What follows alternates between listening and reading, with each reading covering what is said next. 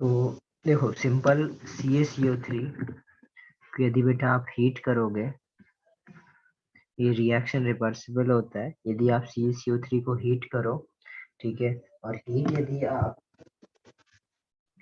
CaCO3 याद है limestone होता है, ठीक है, यदि लाइमस्टोन को आप हीट करो अराउंड 100 मतलब 1000 डिग्री सेंटीग्रेड से 1200 के केल्विन के आसपास यदि आप क्या करो, इसको हीट करो, तो आपको क्या होगा, ये डिकम्पोज हो जाता है कि इसमें CaO प्लस CO2 है। तो इस तरीके से आप क्या कर पाते हैं, CaCO का मतलब CaCO3 से CaO का फॉर्म कर सकते हैं। क्लियर है?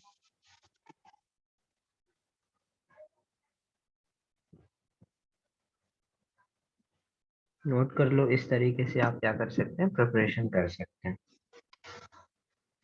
अब हम देखते हैं कुछ रिएक्शंस। ठीक है, रिएक्शन में पहला रिएक्शन होता है ऑफ लाइन। देखो इसमें क्या होता है, आप CaO का रिएक्शन यदि SiO2 के साथ कराते हैं तो हमें CaSiO3 मिलता है। Ca प्लस यदि SiO2 का रिएक्शन कराया जाए तो हमें क्या मिलेगा, CaSiO3। सिंपल होता क्या है, जब हम लोग बेटा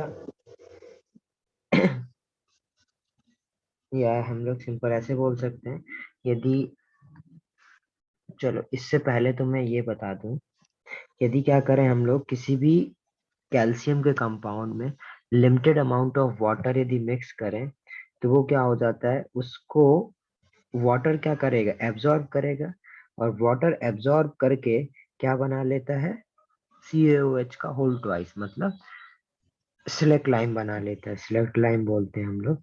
और सिलेक्ट लाइम को, जैसे CaO क्या होता है, क्विक लाइम, उसमें हम लोग पानी डाल देते हैं तो वो किस में कन्वर्ट हो जाता है, सिलेक्ट लाइम में, और उसी को हम लोग स्लैकिंग ऑफ लाइम बोलेंगे। तो सिंपल क्या याद रखोगे, यदि CaO में यदि आप वाटर डालो, H2O डालो, तो हमें क्या मिलने वाला है, CaOH का होल ट्वाइस। इसको हम लोग क्या बोलते हैं, सिलेक्ट लाइम। ठीक है, अब यदि ये तो हो गया तो ऑक्सीजन ऑक्साइड मतलब ऑक्सीजन का हाइड्रोक्साइड। यदि आप बेटा CaO की रिएक्शन यदि SiO2 के साथ करोगे तो आपको क्या मिलता है, CaSiO3, जिसको हम लोग स्लैग भी बोलते हैं। और यही CaO का रिएक्शन यदि हम लोग सेम P4O10 के साथ कराया जाए तो क्या मिलेगा हमें, 2Ca3PO4 होल ट्वाइस मिलेगा।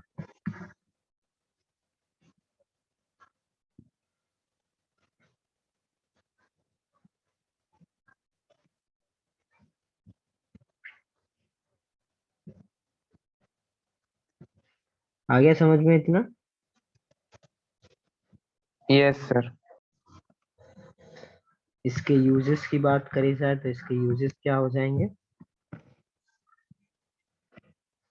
जो आपका क्विक लाइम है CaO है, ये आपका बेटा मैन्युफैक्चरिंग ऑफ सीमेंट के लिए काम आता है। हम लोग जो भी सीमेंट बनाते हैं उसके लिए हम लोग क्या कर सकते हैं, इसका यूज कर सकते हैं। तो लिख सकते हैं इधर for manufacturing of cement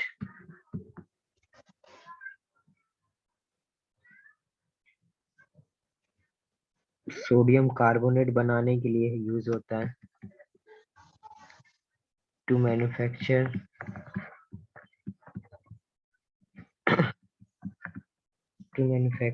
sodium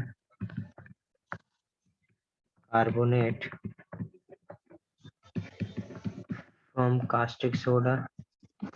याद है ना, कास्टिक सोडा लास्ट क्लास में सिखाया था।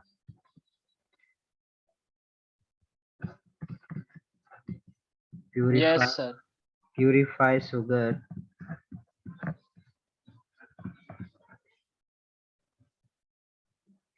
and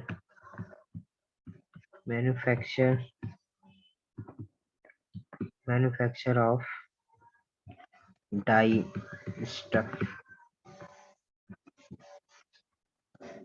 डाई वगैरह बनाने के काम में भी आता है। तो ये यूजेस हमें याद रख लेंगे।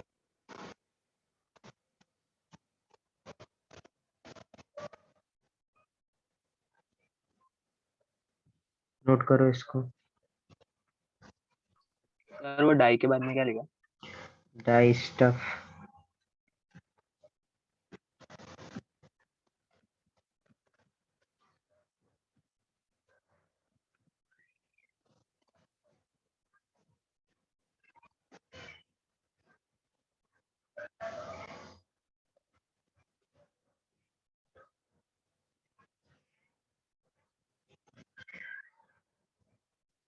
Done. No next sir. Next देखो,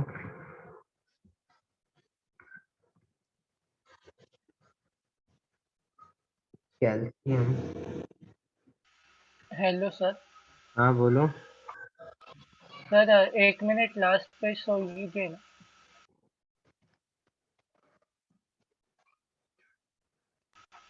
done sir, thank you sir.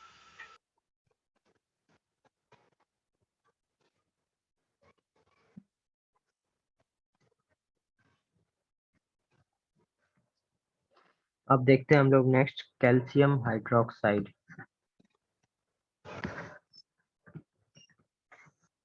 Calcium hydroxide क्या है? CaOH का होल ट्वाइस। ओके, इसको हम लोग और क्या बोलते हैं? Select line. ये क्या होता है बेटा? एक आपका व्हाइट एमोर्फस है, एमोर्फस होता है जो कि व्हाइट कलर का, तो इसको हम लोग व्हाइट एमोर्फस बोलते हैं।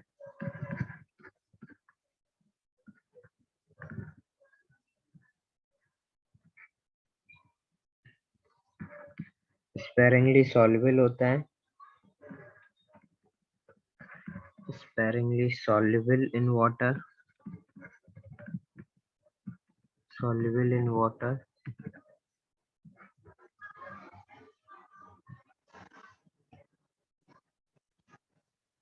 और जो इसका जो एक्वस सोल्यूशन होगा, मतलब जो CaOH के होल ट्वाइस के एक्वस सोल्यूशन को हम लोग क्या बोलते हैं? Lime water. ठीक है, एक्वस सोल्यूशन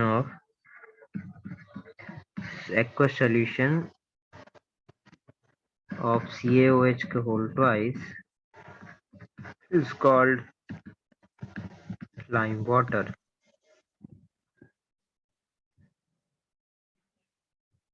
और जो इसका सस्पेंशन बनता है, क्योंकि स्प्रेंगली सॉल्युबल होता है, तो इसी को हम लोग मिल्क ऑफ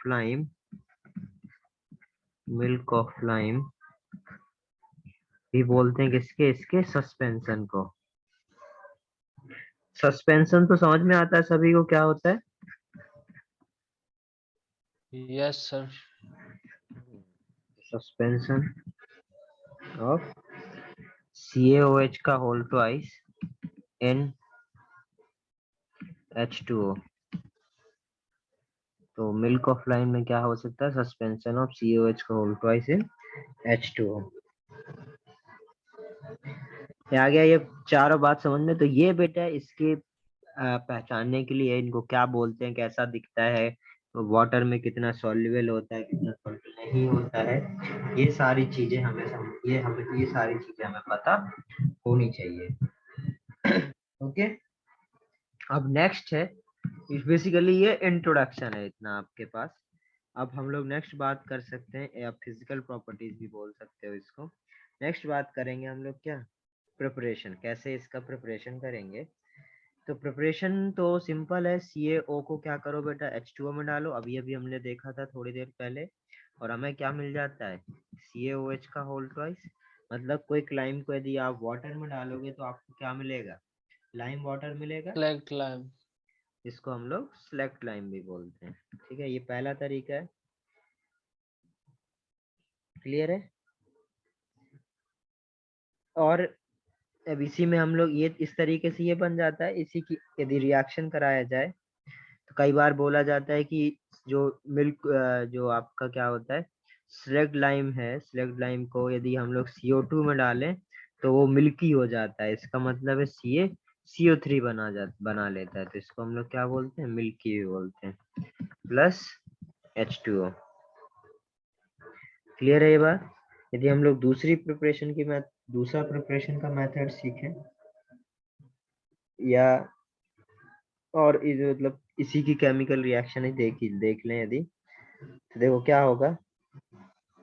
यदि CaCO3 को, अब ये जो CaCO3 बना, CaCO3 को यदि हम लोग एक्सेस ऑफ CO2 में पास कराएं इन एक्वस सोल्यूशन, तो हमें क्या मिलता है, CaHCO3, मतलब कैल्शियम बाइकार्बोनेट मिल जाता है। ठीक है, कैल्शियम बाइकार्बोनेट फॉर्म होगा। तो पहला क्या सीखे, CaO का रिएक्शन यदि H2O के साथ कराया जाए तो CaOH के होल ट्वाइस बनेगा। CaOH के होल ट्वाइस के रिएक्शन यदि एक्सेस ऑफ CO2 के साथ कराया जाए तो CaCO3 मिलेगा। और वहीं यदि एक्सेस ऑफ CO2 के साथ कराया जाए तो हमें क्या मिलेगा, ये मिलेगा। तो ये कहानी हमें इसके लिए याद रखनी है।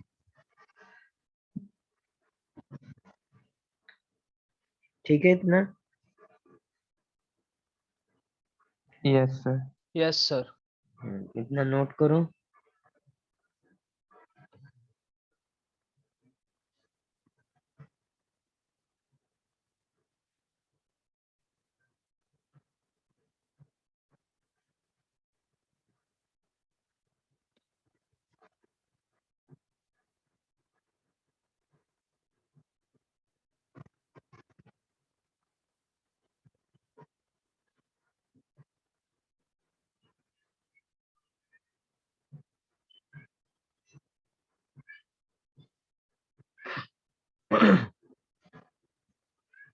डन? सर अब 2 यदि मिनट, आप नो सर, 1 मैम। ये क्या, 2 मिनट सर, नहीं हुआ था।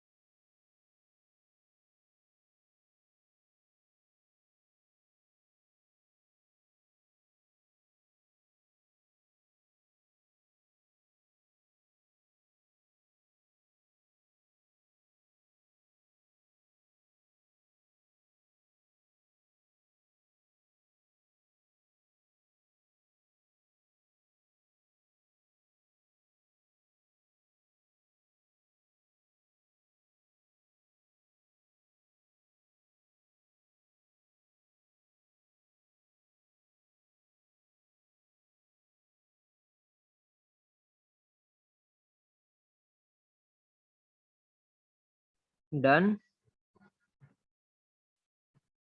नेक्स्ट देखो जरा, CaOH का होल ट्वाइस प्लस, अभी इसके Cl2 के साथ यदि रिएक्शन कराया जाए तो हमें क्या मिलेगा। अब ये थोड़ा हमें याद रखना पड़ता है। ठीक है, यदि CaOH की रिएक्शन यदि Cl2 के साथ कराया जाए तो हमें बेटा ब्लीचिंग पाउडर मिलता है। मतलब हमें CaOCl whole twice plus CaCl2 मिलता है, और इसको हम लोग क्या बोलते हैं, ब्लीचिंग पाउडर।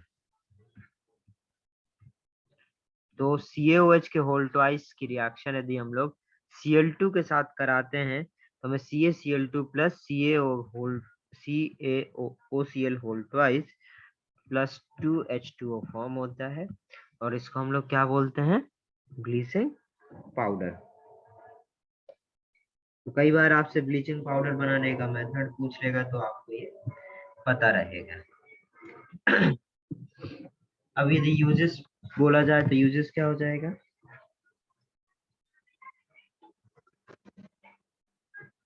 तो सबसे पहला यूज तो बेटा use to white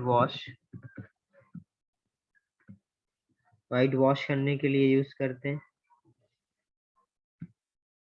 due to distinguish nature या डिस्टिंग्विश क्या बोला, डिसइंफेक्टेंट नेचर। दूसरा क्या हो जाएगा यूज? जैसे अभी बताया बेटा, ब्लीचिंग पाउडर बना सकते हो, ग्लास के बनाने के लिए यूज होता है, यूज्ड इन मेकिंग ग्लास के मेकिंग में यूज हो सकता है। ठीक है, टैनिंग इंडस्ट्री में यूज होता है, जिसको टैनिंग इंडस्ट्री में भी बहुत ज्यादा यूज होता है इसका।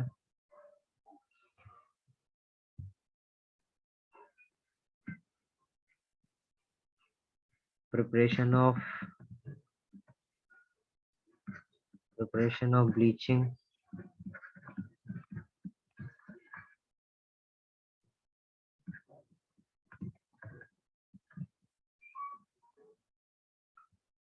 And purify sugar.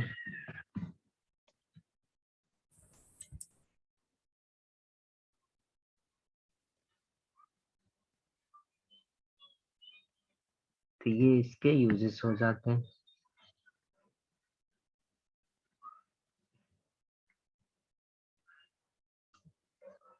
हाँ ठीक है।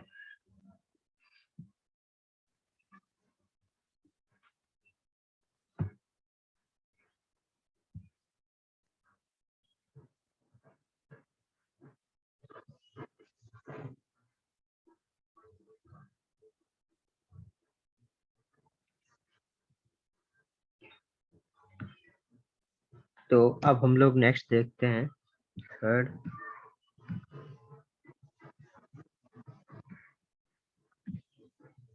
कैल्शियम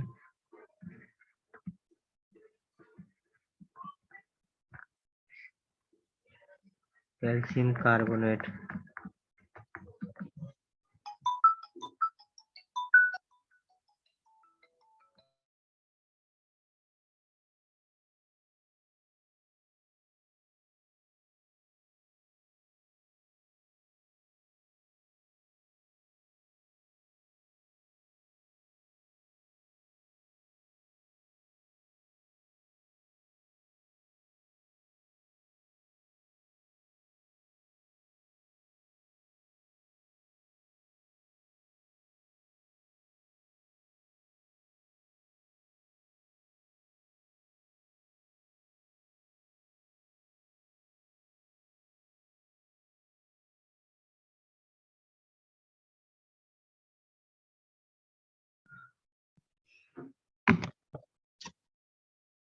नेक्स्ट देखा जाए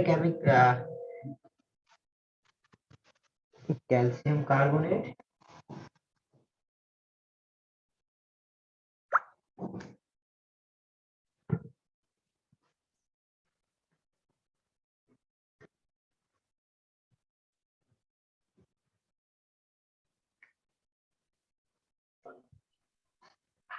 नेक्स्ट देखा जाए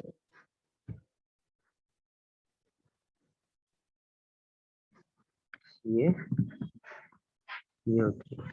ओके, अब CaCO3 कैसा होता है, कैसा दिखता है? तो कैल्शियम कार्बोनेट बेटा व्हाइट ही होता है, ये तो बता चुका हूँ। व्हाइट फ्लफी पाउडर होता है, व्हाइट फ्लफी पाउडर टाइप का होता है। ठीक है, ये आपका ऑलमोस्ट इनसॉल्युबल होता है वाटर। जैसे आपने देखा कि CaOH क्या होता है, स्प्रिंगली सॉल्युबल होता है। ये क्या होता है बेटा, ऑलमोस्ट इनसॉल्युबल होता है, almost insoluble in water. Third क्या हो सकता है, occurs in occurs in several forms like limestone, chalk, marble. ये सारे क्या होते हैं? सेवरल फॉर्म में ये एग्जिस्ट करते हैं.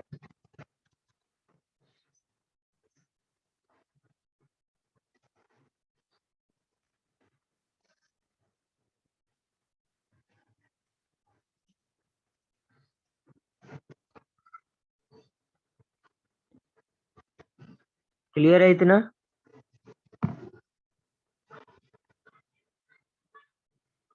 Yes sir. नेक्स्ट देखते हैं. नोट किया ये? 1 minute, sir. नहीं सर, एक मिनट.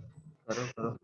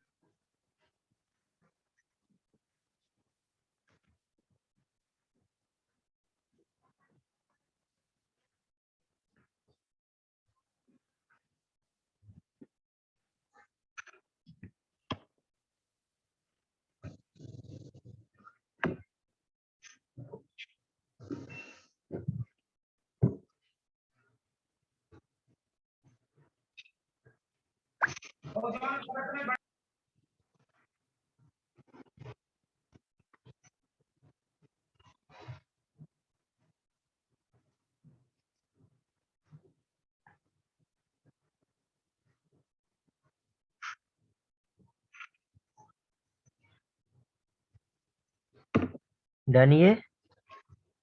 Yes sir. नेक्स्ट देखते हैं. प्रिपरेशन. देखो इसका प्रिपरेशन तो देख चुके हैं. सिंपल है. यदि CaOH के होल ट्वाइस मतलब लाइम वाटर में आप क्या करो, CO2 पास कराओ, तो आपको क्या मिलता है? CaCO3 plus H2O. करेक्ट. ये तो आपका पहला मेथड हो गया. Simple by passing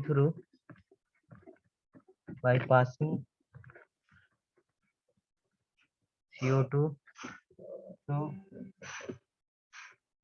CaOH whole twice.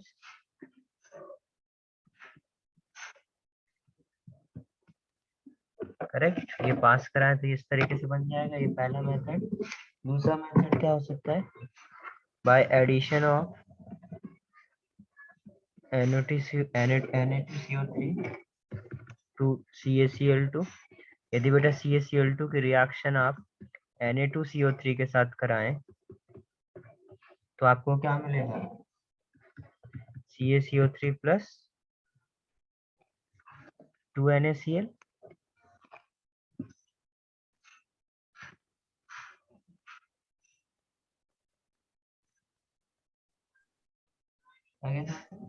और हाँ, जो इस वाले में क्या करना होता है आपको पता है बेटा. अभी मैंने सिखाया था कि एक्सेस को आपको अवॉइड करना है. यदि आप एक्सेस ऑफ CO2 के साथ रिएक्शन करा देंगे, ठीक है, तो क्या होगा? ये आपका बाइकार्बोनेट बना लेगा. तो यदि आपको एक CaCO3 बनाना है तो आपको एक्सेस को क्या करना चाहिए? एक्सेस ऑफ CO2 को अवॉइड करना चाहिए. क्लियर है? ये बात समझ में आ रही है भाई? इधर मैं लिख देता हूँ. Excess of CO is avoided as it led to the formation of CaHCO3, which is water soluble.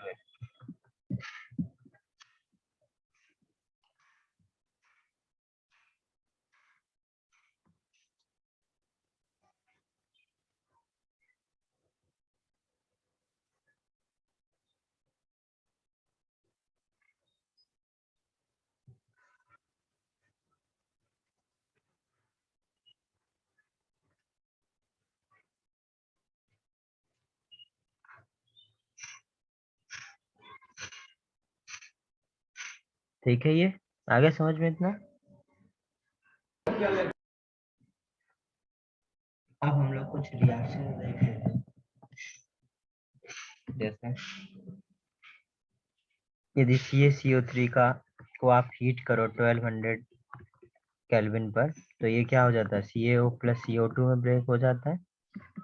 दूसरा क्या है, यदि आप CaCO3 की रिएक्शन HCl के साथ कराओ, मतलब कोई भी डाइल्यूट एसिड के साथ कराओ, HCl और कुछ भी हो, H2SO4 डाइल्यूट एसिड के साथ यदि CaCO3 की रिएक्शन कराओगे, तो इससे क्या मिल जाएगा, सॉल्ट प्लस वाटर, तो CaCO2 plus H2O plus CO2 से क्या मिलेगा हमें, वैसे हमें क्या मिलना चाहिए था, सॉल्ट प्लस एसिड, और एसिड जो H2CO3 मिलेगा। H2CO3 क्या हो जाता है, फर्दर ब्रेक हो जाता है किसमें, H2O प्लस CO2।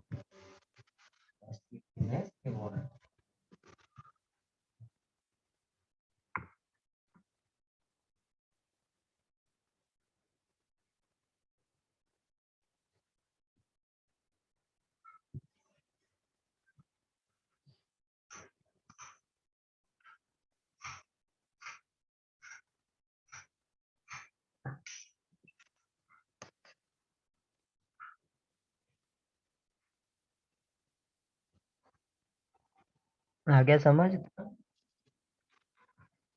सेम यदि CaCO3 की रिएक्शन यदि H2SO4 के साथ कराया जाए तो क्या मिलेगा, CaSO4 plus H2O plus CO2। तो इस तरीके से बेटा हमें एक तरीके होते हैं, उनको हमें कॉमन फैक्टर ढूंढकर क्या करना चाहिए, कॉमन फैक्टर देख के हमें रिएक्शंस के पैटर्न को समझना चाहिए कि किस तरीके से आपकी कौन सी, ये समझ में आ गया सभी को, कोई प्रॉब्लम हो तो बताओ।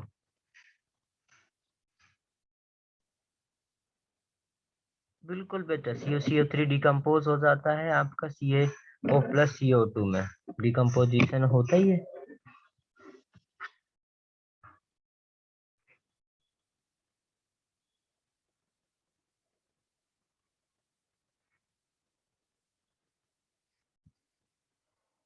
यूजेस क्या होंगे इसके, डन ये।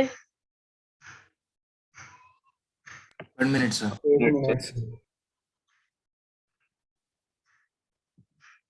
आप लोग कुछ करना है, सॉल्व करना है, डाउट पूछने तो कोई आया नहीं।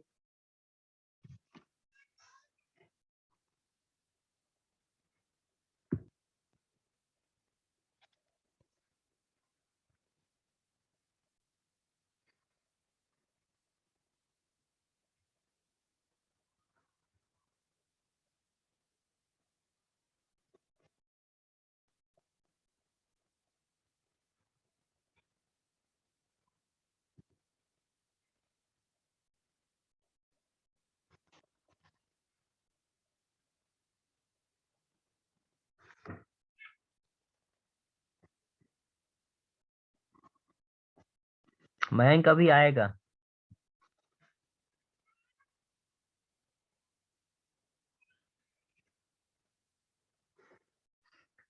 फ्लक्स आएगा अभी।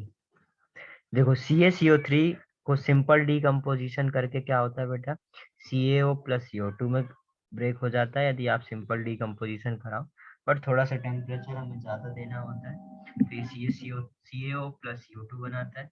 CaCO3 की रिएक्शन यदि आप डाइल्यूट एसिड के साथ कराओ, किसी भी डाइल्यूट एसिड के साथ, ये भी डाइल्यूट एसिड है, तो क्या बनाएगा, उसका सॉल्ट बना लेगा, प्लस H2O प्लस CO3 बनता है एसिड है वो फर्दर डिकम्पोज हो जाता है किसमें, H2O प्लस CO2।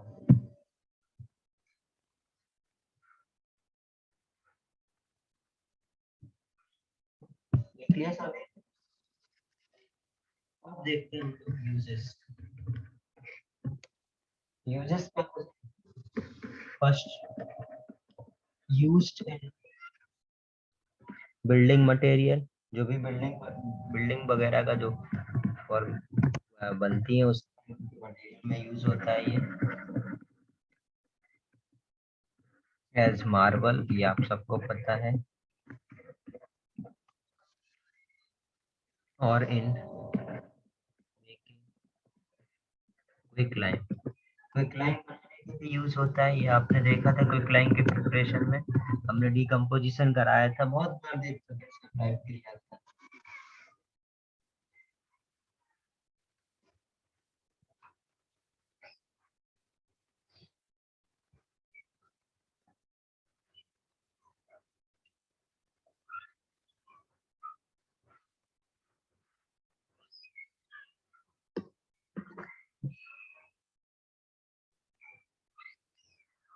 सेकंड क्या है, देखो ये जो CaCO3 है वो आपका फ्लक्स की तरह भी यूज करते हैं। फ्लक्स मतलब क्या होता है, कई बार बेटा जब हम लोग मेटल को एक्सट्रैक्ट करते हैं, तो मेटल जब हम लोग मेटलर्जी पढ़ेंगे तो उसमें आपको फ्लक्स की जरूरत पड़ेगी।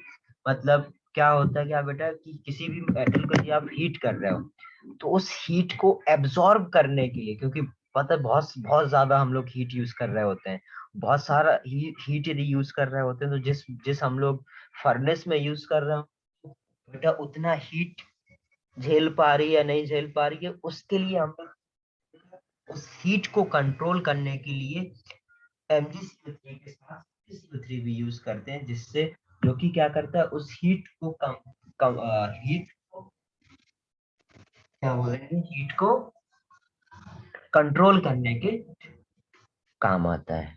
क्लियर है? तो ये जो मेटलर्जी होता है उसमें आपको सिखाएंगे कि किस तरीके से कौन कौन से मेटल्स आपके फ्लक्स यूज होते हैं।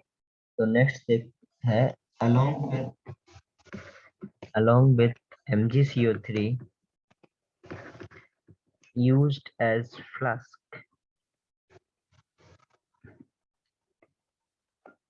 in metal extraction.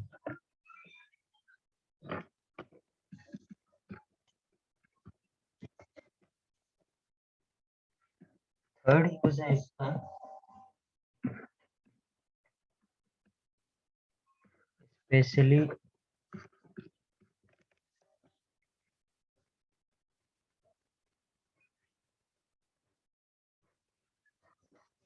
precipitation of CaCO3. Precipitation of CaCO3 is used to make paper.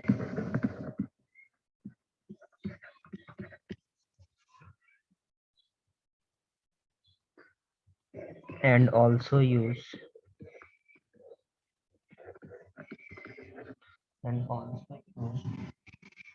as antacid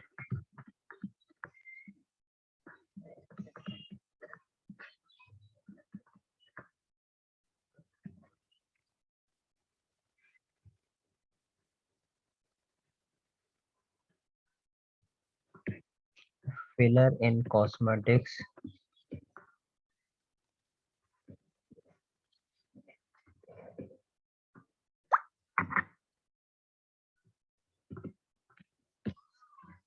ये आप इसके यूजेस। नेक्स्ट देखते हैं, इसको लिखो फास्ट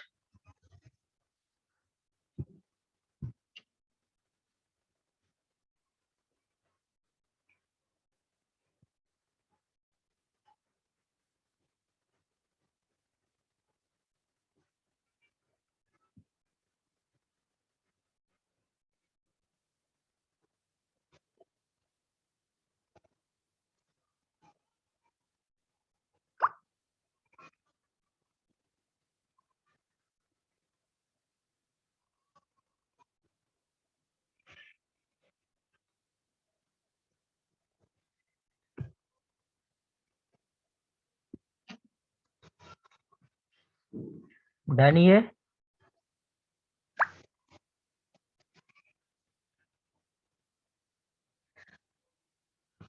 बेटा माइल्ड एब्रेसिव मीन्स होता है कि जो मतलब जो इरोजन वगैरह होता है ना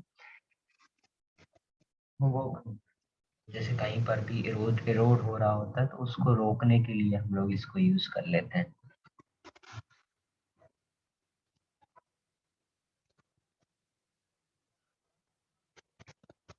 नेक्स्ट देखते हैं हम लोग कैल्शियम सल्फेट।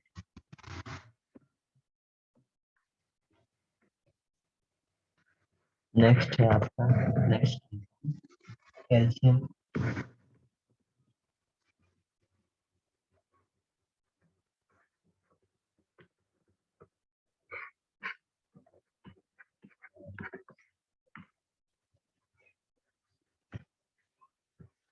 Calcium sulphate.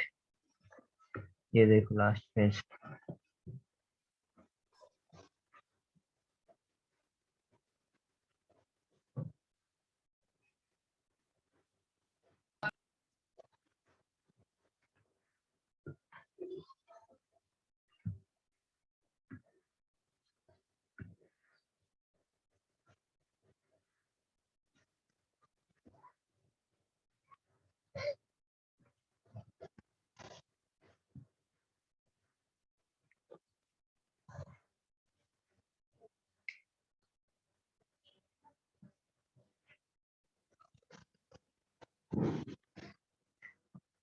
हो गया। अब देखते हैं कैल्शियम सल्फेट, जिसको हम लोग बेटा पीओपी भी बोलेंगे। ठीक है, जो हम लोग घरों पे यूज करते हैं वही है। इसका एक्चुअली में फॉर्मूला होता है CaSO4 डॉट।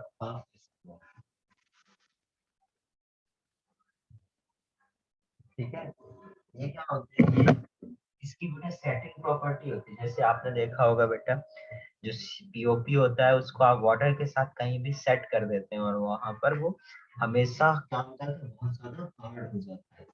ठीक है, तो इसकी जो प्रिपरेशन है, इसका कहाँ यूज है, कैसे ये हार्ड होता है, कितना टाइम लगता है, यही सारी डिस्कशन हमें इसके लिए करने हैं। तो सबसे पहले तो ये इसमें क्या होता है बेटा, ये जो पीओपी है, जो calcium sulphate dot half H2O है, ये इसका बेटा बहुत अच्छा सेटिंग प्रॉपर्टी। ठीक है, पानी के साथ, वाटर के साथ, और जैसे आप ठीक से पानी करोगे। सर आपकी आवाज नहीं आ रही। आवाज नहीं आ रही क्या सभी को? हाँ सर, सर नहीं आ आ रही रही। है अभी आ सर। रही है। अभी आई सर। अभी आ रही है? हाँ सर, बहुत लो हो गई थी। अभी ठीक है ना?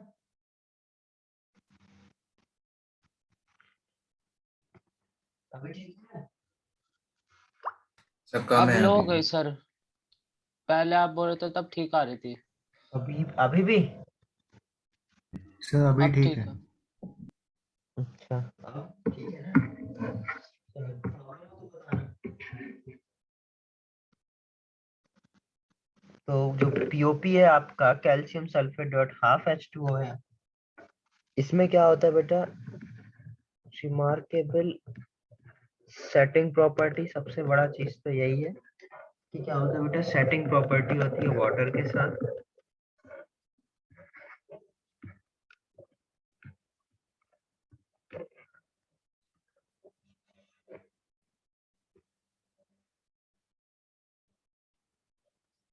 और क्या होता है बेटा कि पानी के साथ ये जितना ज्यादा आपका प्लास्टिक हार्ड होता है, तो प्लास्टिक के जैसा हार्ड होता है सिर्फ 5 और 10-15 मिनट तक। तो सिंपल क्या याद रखोगे, on adequate amount of water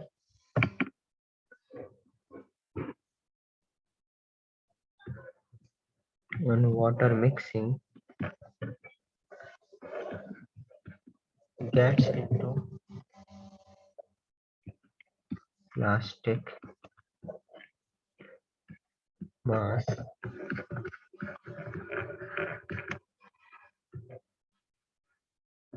that gets hard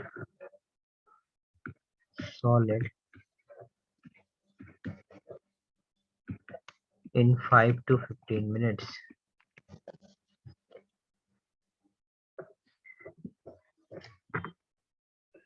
अब देखते हैं बेटा इसका प्रिपरेशन कैसे हुआ है।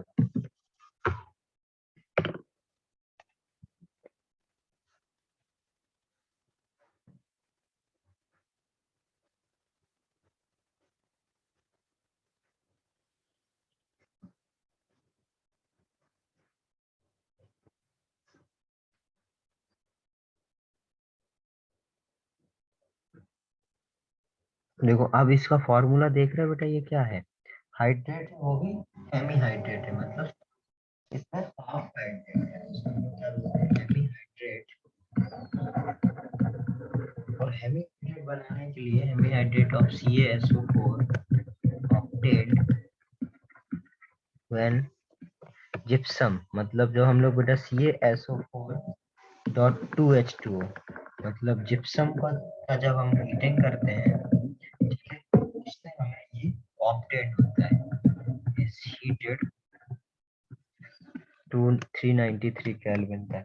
मतलब जब हम Ca 2 मोल ऑफ CaSO4.2H2O को हीट करते हैं तो हमें बेटा क्या मिलता है, 2 CaSO4.H2O मिलता है। ओके, 2 CaSO4.H2O प्लस 3H2O मिलता है। सिंपल मैं बोलूं तो क्या मिलता है हमें, CaSO4 डॉट हाफ H2 यदि 2 से डिवाइड कर दिया जाए तो।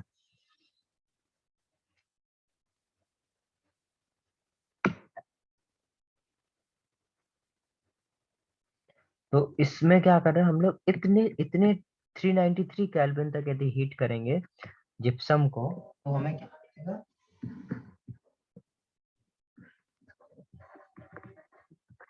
पीओपी मिलेगा, ठीक है, प्लास्टर ऑफ पेरिस। अदरवाइज हमें यदि इससे ज्यादा यदि हीट कर दोगे बेटा तो फिर इसमें हमें कोई भी वाटर डिस्चार्ज नहीं मिलेगा और हमको एनहाइड्रस CaSO4 मिलेगा। समझ गए?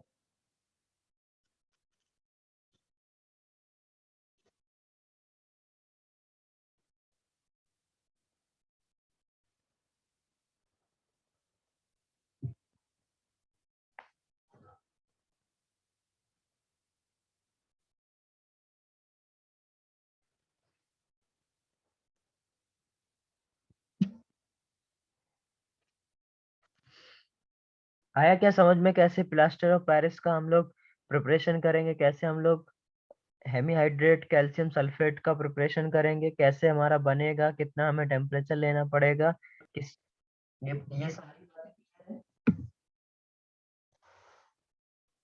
सर आपकी आवाज बीच बीच में लो हो रही है।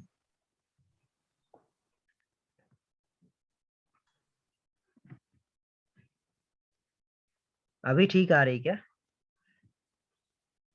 हाँ सर अभी ठीक यस है। Yes sir. सर। चलो ठीक है।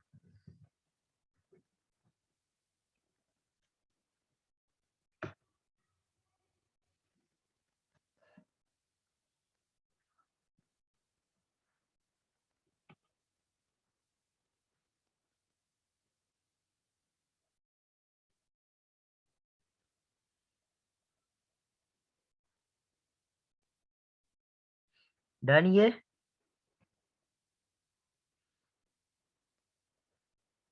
नोट करो 1 मिनट।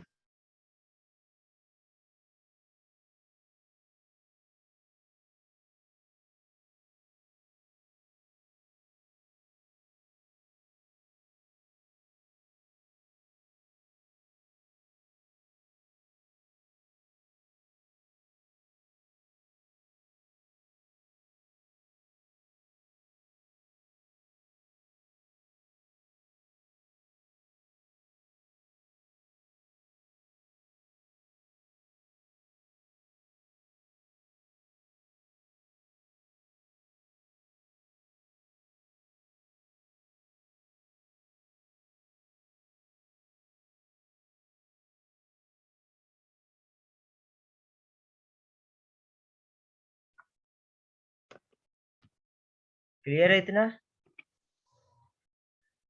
Yes sir. चलिए नेक्स्ट देखते हैं। जैसे मैं अभी बोल रहा था बेटा कि 393 केल्विन तक यदि आप क्या करोगे, हीट करोगे तो आपको पीओपी मिलेगा। यदि आप इससे ज्यादा कर दोगे हीट तब आपको कोई भी वाटर क्रिस्टलाइजेशन नहीं मिलेंगे CaSO4 के साथ, और उसको हम लोग बेटा डेड बर्न प्लास्टिक बोलते हैं। लिखा दे रहा हूँ इसी चीज को।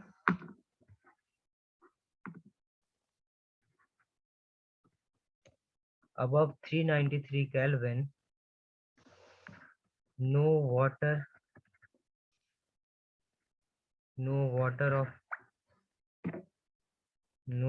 of crystallization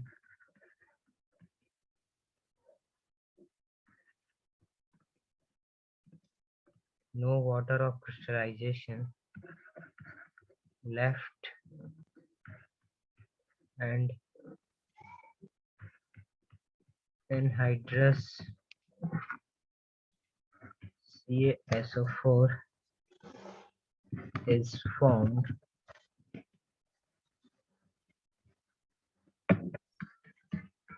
known as dead burn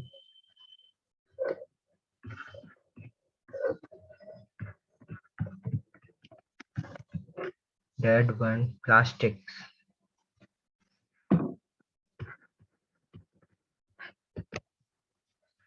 अब इसके यूजेस तो आपको पता है। पीओपी के क्या होता है, बिल्डिंग्स में यूज होता है। Sir, plasters for fracture making. Correct. तो used in building as well as in plasters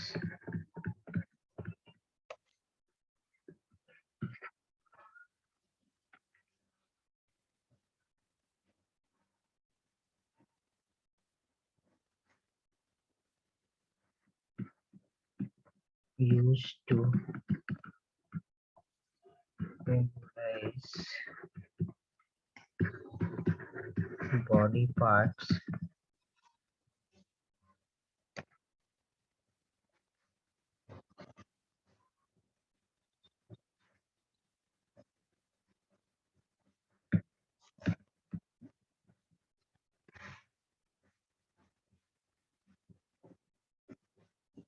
तो डॉक्टर फ्रैक्चर के टाइम पर भी क्या करता है बेटा, ये यूज करता है। हाँ करेक्ट।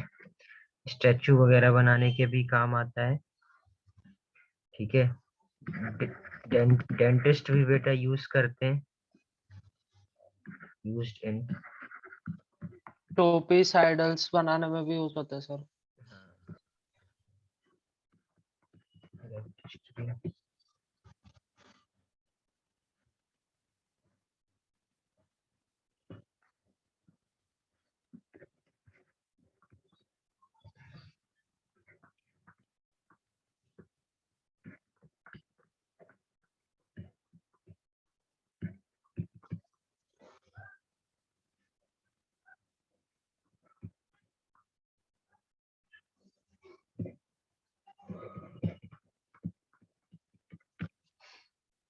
ठीक है, तो ये आपके क्या हो गए बेटे, इसके यूजेस हो गए।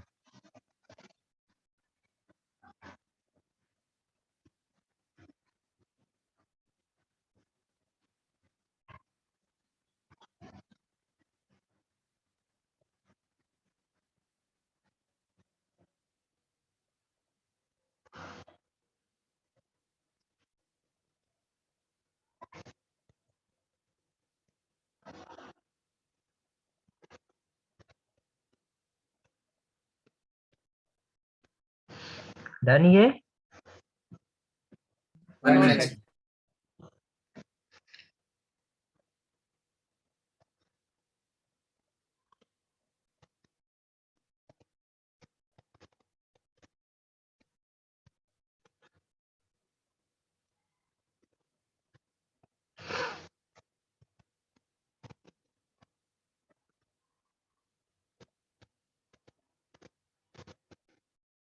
Done. Yes sir.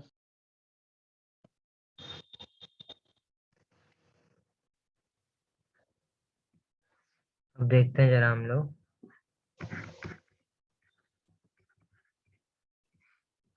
Cement. Cement क्या होता है? सबसे पहले बेटा सीमेंट को इंग्लैंड में इंट्रोड्यूस करा गया था, एक जोसेफ करके एक थे, ठीक है। उन्होंने सबसे पहले इंग्लैंड में सीमेंट को इंट्रोड्यूस करा, जिसको हम लोग पोर्टलैंड सीमेंट बोलते हैं, क्योंकि जो भी एक आइसलैंड था शायद उधर पे इंग्लैंड में, ठीक है, वो पोर्टलैंड था, आइसल ऑफ पोर्टलैंड बोलते हैं, उधर पर ये सबसे पहले मिला था, इसलिए इसको हम लोग पोर्टलैंड सीमेंट भी बोलते हैं, ठीक है। उस सब से हमें खैर मतलब नहीं है, बट हमें थोड़ा सा आइडिया होना चाहिए। अब ये कैसे कहाँ से मिलता है, इसमें क्या क्या होता है, कौन कौन से चीजें इसमें मिलती हैं, ये सारी चीजें हमें पता होना चाहिए, ठीक है। तो ये जो मटेरियल है, जो ये सीमेंट है, ये आपका बेटा सबसे ज्यादा रिच तो लाइम होता है इसमें, मतलब CaO, और इसके साथ साथ SiO2, Al2O3, MgO, Fe2O3, SO3, इन सब के कॉम्पोजिशन सीमेंट में होते हैं, ओके। यदि हमें बहुत अच्छा सीमेंट बनाना है, उसकी क्वालिटी को बेहतर रखना है, तो हमें कुछ कुछ रेशियो का ध्यान में रखना होता है, ठीक है। मतलब जो भी आपके सीमेंट में कॉम्पोजिशन है, CaO, SiO2, Al2O3, MgO, Fe2O3, SiO3, तो इनके पर्टिकुलर एलिमेंट्स में क्या होना चाहिए, एक पर्टिकुलर रेशियो में इनकी कॉम्पोजिशन होना चाहिए, तभी एक अच्छा सीमेंट बनेगा। मैं बता दूंगा, अभी बताऊंगा आपको कि किसका कितना कॉम्पोजिशन होना चाहिए और उनका रेशियो कैसा होना चाहिए। यदि रेशियो खराब हुआ तो भी आपका अच्छा सीमेंट नहीं बन पाएगा, ओके। तो सबसे पहले सीमेंट के बारे में बताऊं।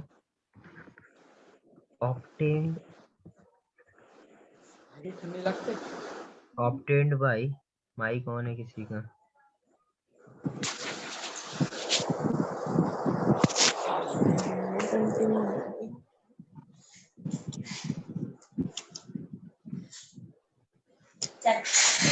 Well, mic obtained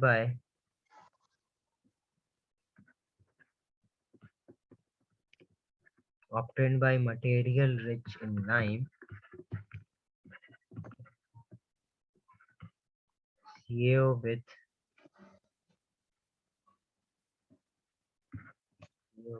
other like silica,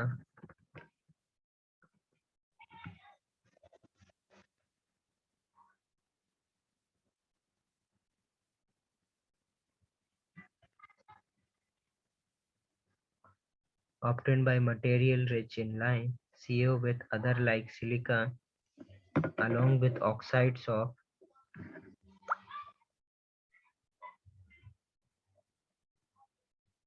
and along with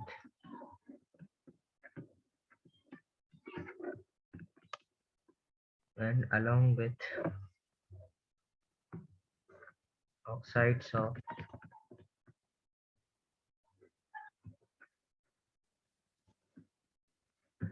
oxtail, Fe and Mg, ये हमें याद रखने होते हैं। किस किस के कौन ऐसे पूछ लिया जाता है, कौन कौन से मेटल प्रेजेंट होते हैं, क्या क्या इसमें कितना कॉम्पोजिशन किसका होता है, सॉरी, इसके बारे में हमें पता होना चाहिए। कॉम्पोजिशन में हमें जो CaO है, ये आपका सबसे ज्यादा कॉम्पोजिशन होता है इसका 50 to 60%, जबकि जो SiO2 होता है बेटा वो आपका 20 to 25% होता है। Al2O3 आपका मेटल में सबसे ज्यादा होता है 5 to 10%। MgO होता है आपका 2 to 3%, और Fe2O3 होता है बेटा आपका 1 to 2%, जबकि आपका SO3 होता है आपका 1 से 2%। तो ये आपका सीमेंट में का कॉम्पोजिशन होता है। और यदि आपको गुड क्वालिटी ऑफ सीमेंट आपको बनाना है, तो आपको कुछ रेशियो का भी ध्यान रखना चाहिए।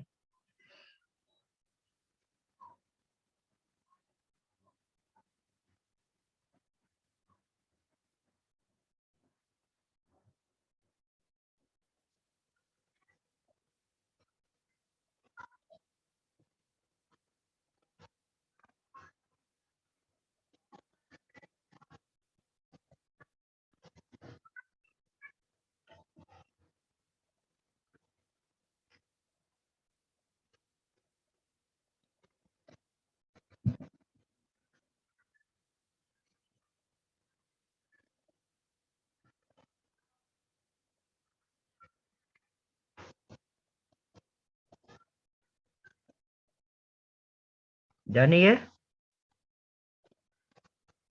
सर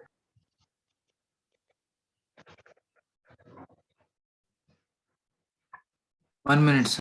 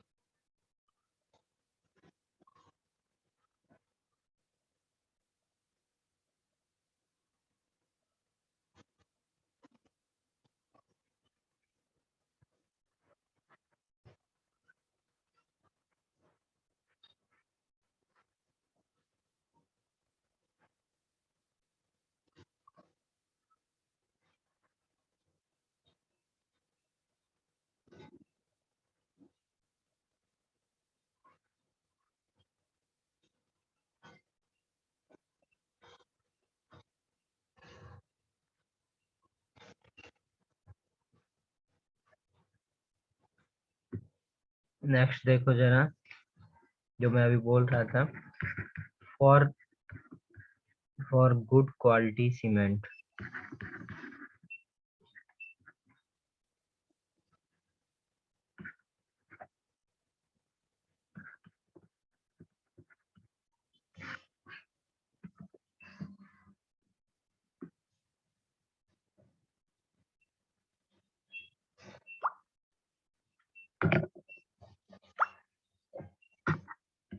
पहला point, ratio of SiO2 and Al2O3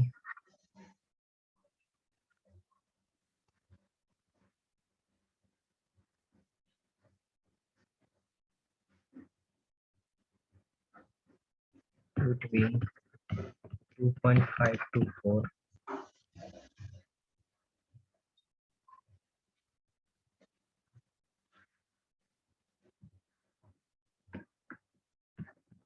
The ratio of CaO to total SiO2, Al2O3, Fe2O3 as close as possible to 2.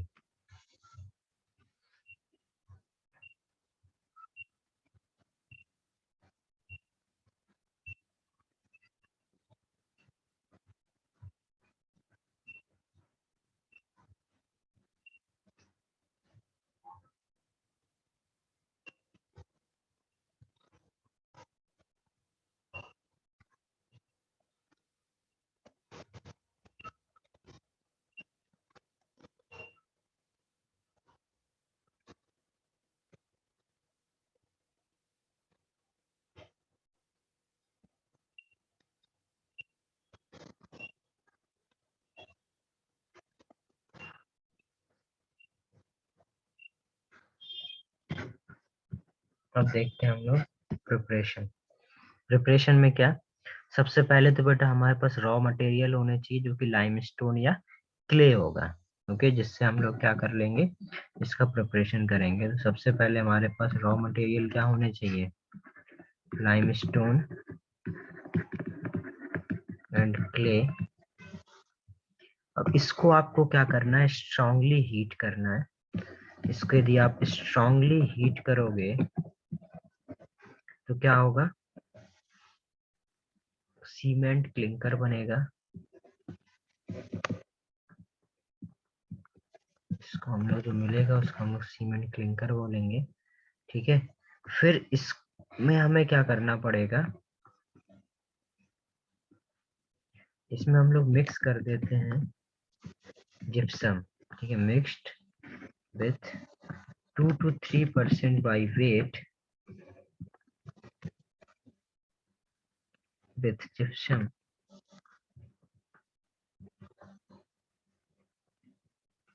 Okay, फिर क्या होता है, हमारा सीमेंट का फॉर्मेशन होता है इस तरीके से। क्ले लाइमस्टोन को आप क्या करते हैं, स्ट्रांगली हीट करते हैं, उसके बाद आप उसको 2 to 3% बाई वेट जिप्सम के साथ मिक्स कर देते हैं, तो क्या हो जाता है, आपका सीमेंट का फॉर्मेशन हो जाता है, सीमेंट इज फॉर्म्ड।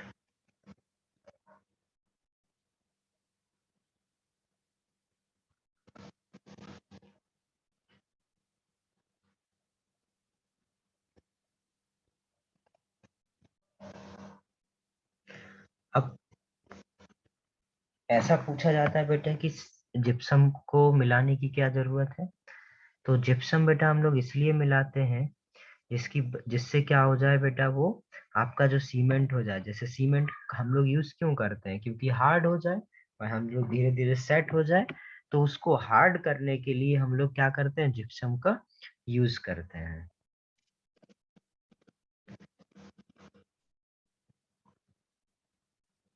डन ये। 1 minute sir। Okay.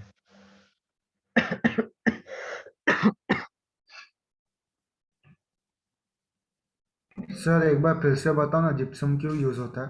बेटा जिप्सम हम लोग इसलिए यूज करते हैं, जैसे सीमेंट है, सीमेंट हम लोग किस लिए यूज करते हैं, बिल्डिंग्स वगैरह बनाने के लिए। बिल्डिंग्स बनाने के लिए हम लोग सीमेंट यूज करके उसको छोड़ देते हैं, जिससे वो क्या हो जाए, हार्ड हो जाए। तो जिप्सम को हम लोग मिक्स कर देते हैं, जिसकी वजह से जो हार्ड होने वाली प्रॉपर्टी है वो आपका और अच्छे से होने लगे और हार्ड अच्छे से हो सके। Okay sir.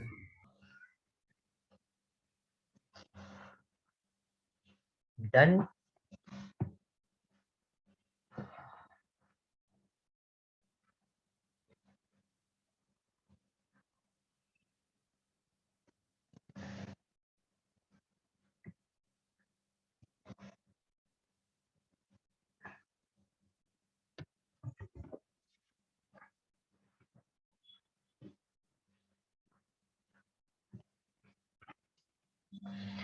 डन क्या?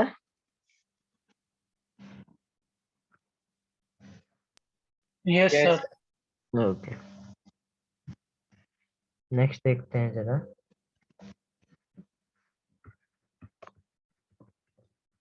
सेटिंग ऑफ सीमेंट, तो क्या हो जाएगा, when when mixed with when mixed with water when mixed with water it gets it sets slowly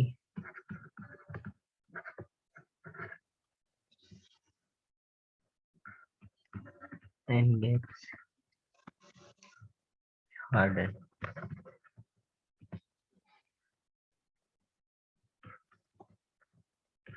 ये हार्ड किसकी वजह से होता है,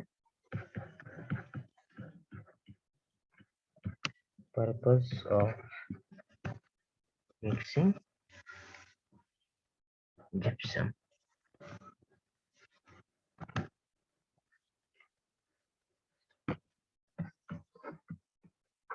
uses।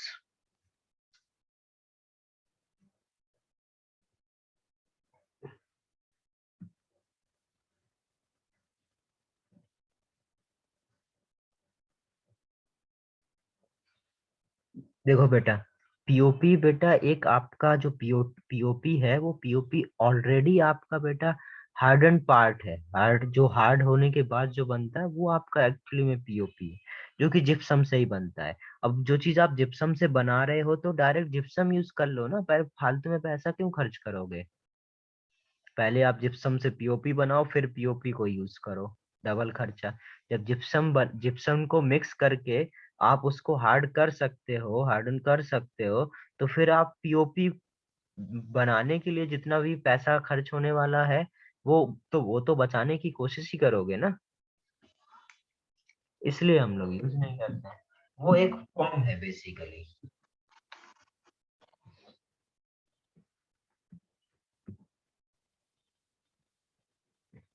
तो यूजेस में हो जाएगा, first used in concrete, plastics,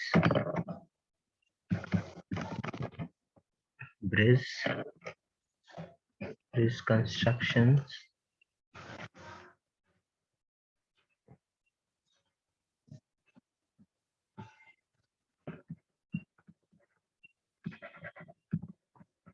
building,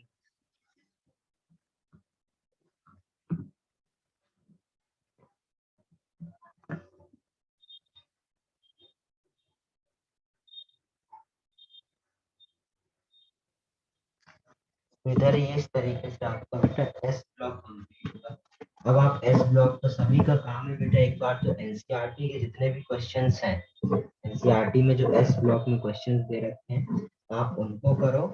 और दूसरा काम है बेटा, जो भी आपका, ठीक है, जो भी आपके पास क्या है,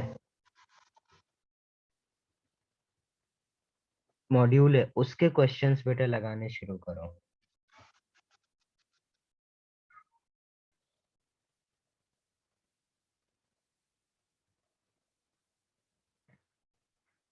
उसको कंप्लीट करके नेक्स्ट क्लास में डाउट पूछो।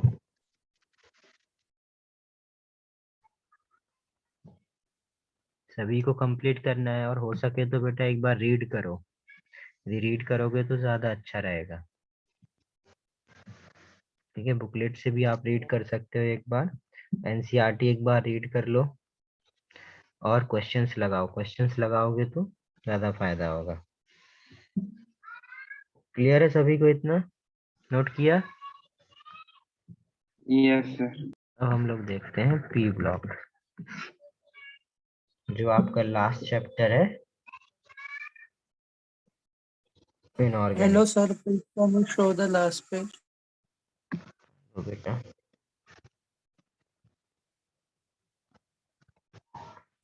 Done, sir.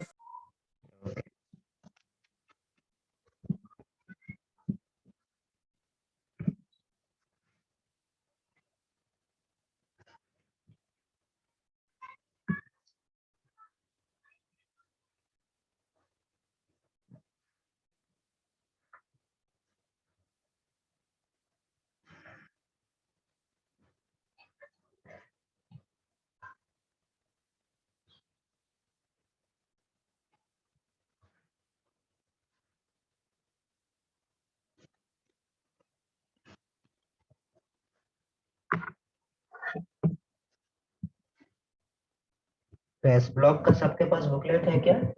हैंड रेज करो जिसके पास बुकलेट नहीं है बेटा। हाँ देखो, जो biological importance of S block है, उसको आपको अपने से करना है। ठीक है, बायोलॉजिकल इंपॉर्टेंस ऑफ, जो जैसे मैंने आपको सोडियम और पोटेशियम का दिया था, वैसे ही बेटा आपको biological importance of alkali metals भी आपको देख लेनी है। ओके,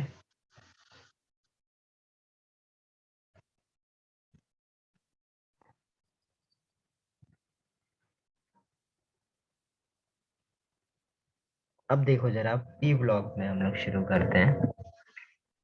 देखो, पी ब्लॉक बेटा आपके 12th में भी है, 11th में भी है। ठीक है, तो पी ब्लॉक एलिमेंट्स आपको जो अभी 11th में पढ़ना है, वो किसके बारे में पढ़ना है? बोरॉन एंड कार्बन फैमिली के बारे में, मतलब 13 एंड 14 फैमिली को आपको 11th में पढ़ना है, और 15, 16, 17 और 18 चार फैमिली आपको कहाँ पर पढ़नी होगी, 12th में पढ़नी है।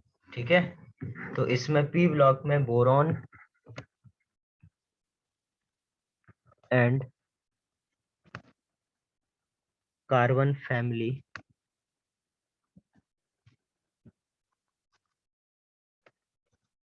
तो सबसे पहले बेटा हम लोग बोरॉन फैमिली शुरू करेंगे। ठीक है,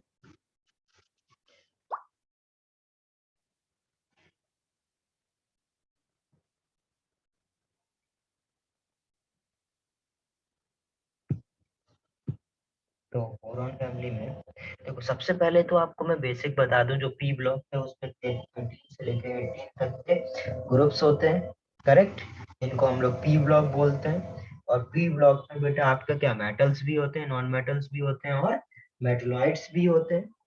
मैंने बताया था पी ब्लॉक में बेटा वो स्टेयर्स फॉर्म में जाता है, और जो स्टेयर्स के लेफ्ट हैंड साइड होते हैं वो आपके मेटल्स होते हैं, जो स्टेयर्स में होते हैं वो मेटलॉइड्स होते हैं, जो स्टेयर्स के राइट हैंड साइड होते हैं वो क्या होते हैं आपके नॉन मेटल्स होते हैं। तो पी ब्लॉक में बेटा क्या होता है, आपके सारे के सारे metals, non metal as well as metalloids, सारे सारे टाइप्स के मेटल्स आपके क्या होते हैं, कंटेन करता है।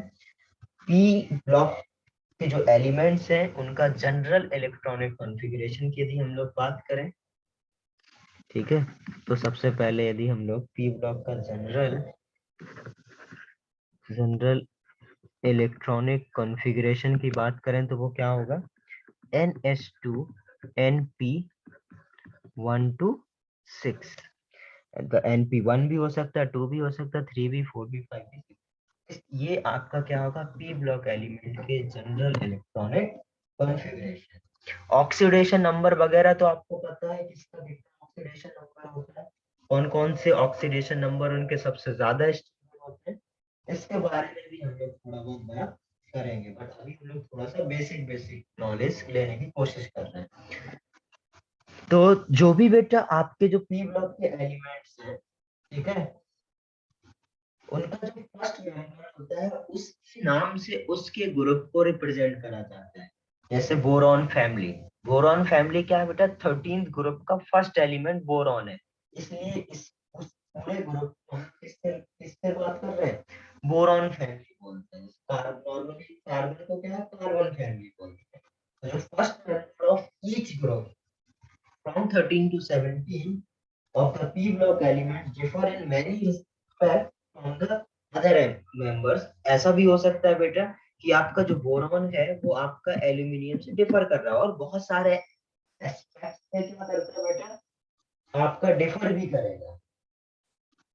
ठीक है, जैसे उसकी इलेक्ट्रोनेगेटिविटी अलग हो सकती है, साइज बहुत छोटा हो सकता है, और ऐसा इसलिए होता है बेटा क्योंकि उसमें डी ऑर्बिटल नहीं होता है।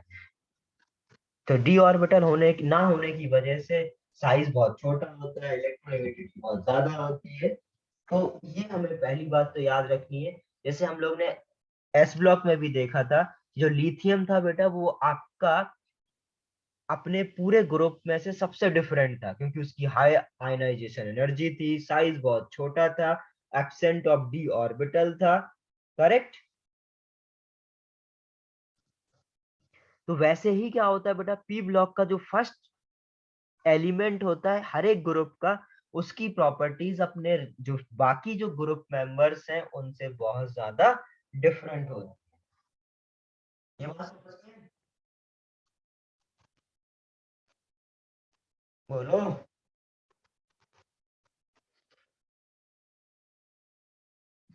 नहीं बोलना है? ये तो पहला पॉइंट। दूसरा पॉइंट क्या हो सकता है, first member of each group, sir आपकी वॉइस लो।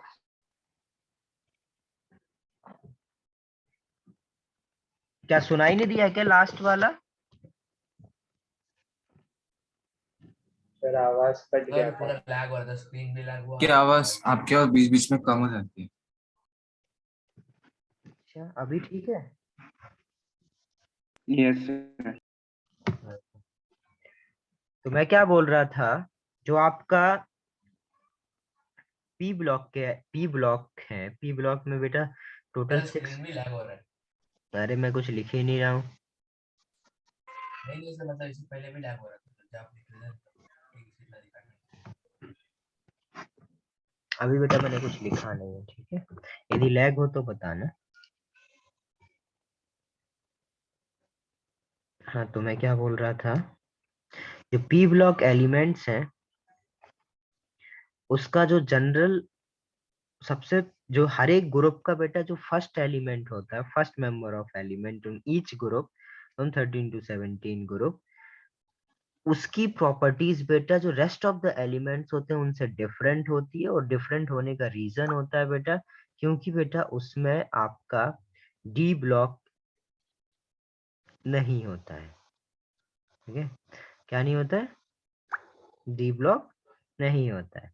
और डी ब्लॉक ना होने की वजह से क्या होता है, एक तो साइज छोटा रह जाता है और उसकी इलेक्ट्रोनेगेटिविटी बहुत ज्यादा बढ़ जाती है। उसकी वजह से बेटा first member of each group क्या होता है बेटा, डिफरेंट होता है अपने बाकी ग्रुप से। ठीक है, इतना समझ गए?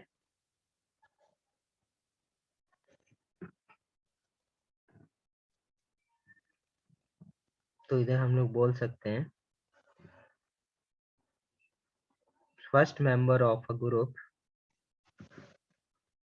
First member of a group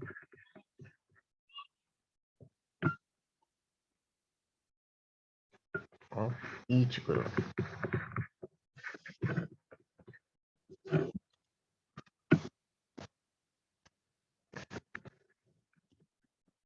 differ in many respects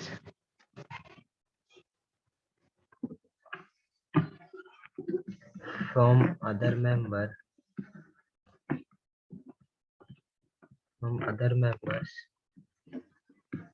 of their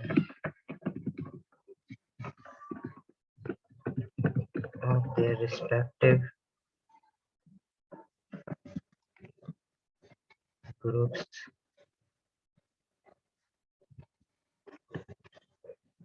because of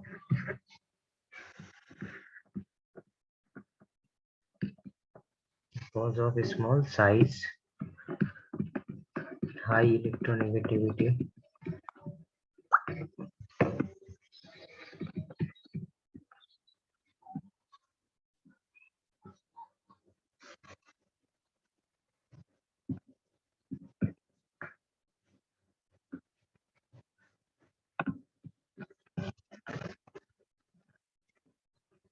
and absence of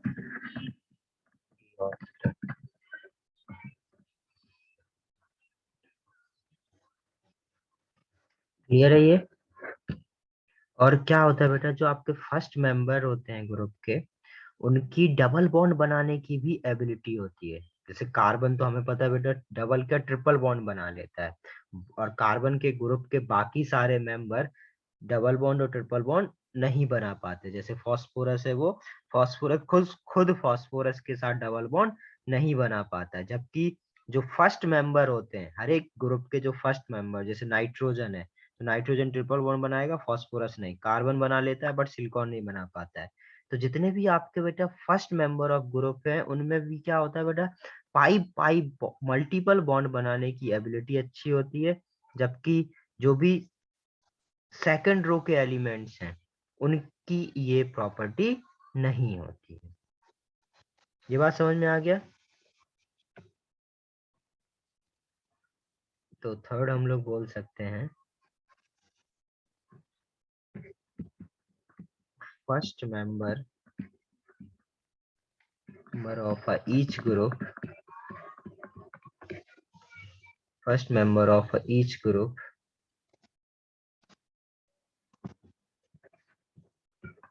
also has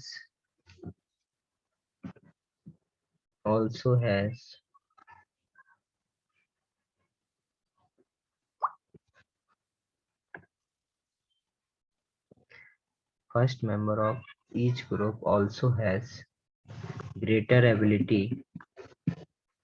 ये तो पता होगा मैंने केमिकल बॉन्डिंग में भी सिखाया था आपको।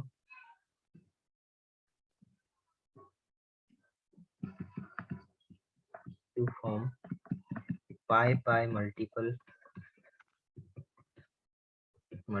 Bond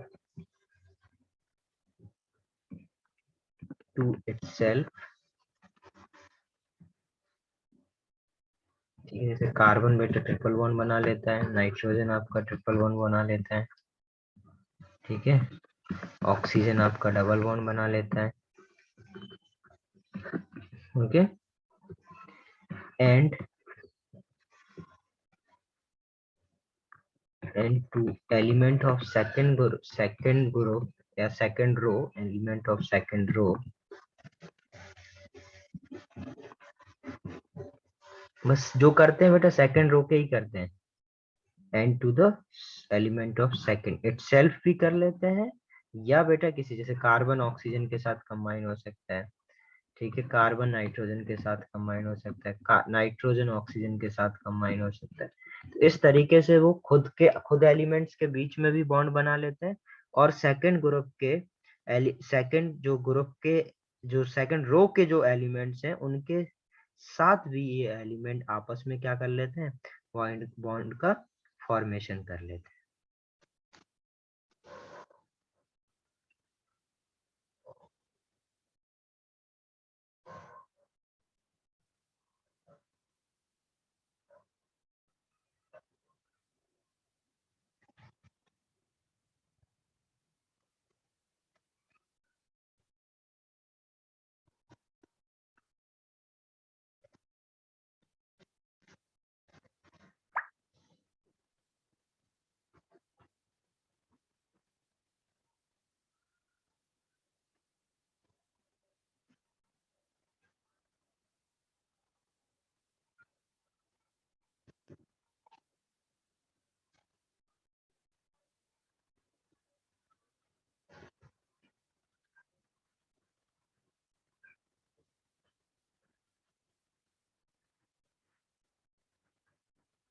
done sir.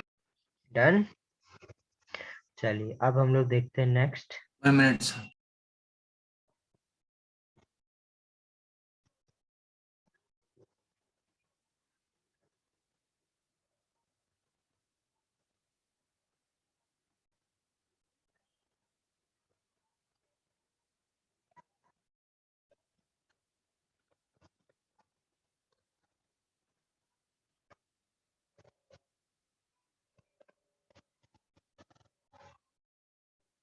Sir third point में वो मल्टीपल बॉन्ड्स टू इटसेल्फ है ना?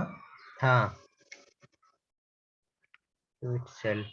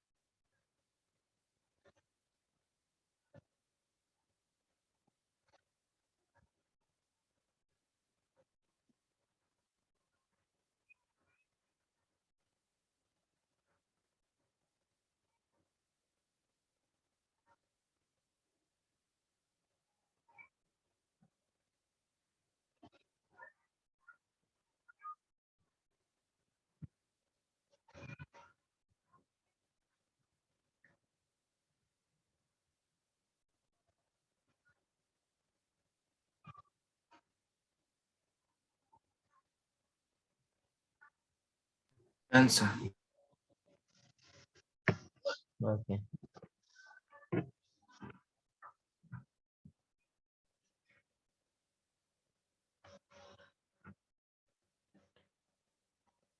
अब हम लोग थोड़ा सा ट्रेंड्स देखते हैं किस तरीके से इनका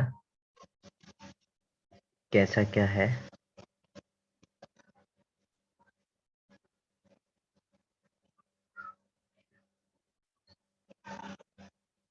देखो सबसे पहले तो इतना समझ में आ गया। अच्छा, वैलेंसीज का तो किसी को कोई प्रॉब्लम नहीं है, मैं बार बार बोल रहा हूँ, वैलेंसी का किसी को कोई प्रॉब्लम है तो बता सकते हो।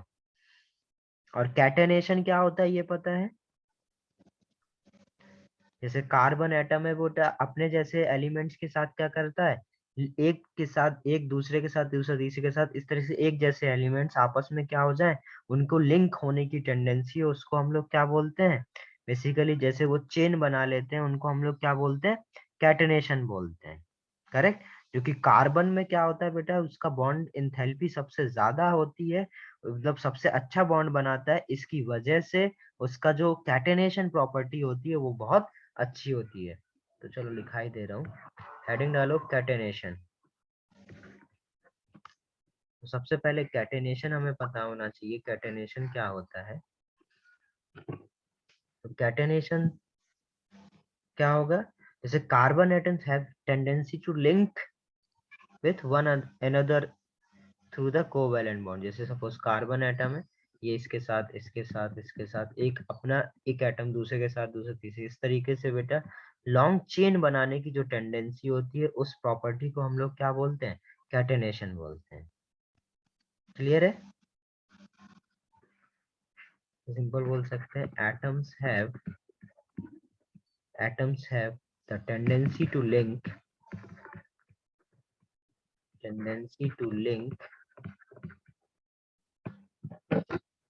with one another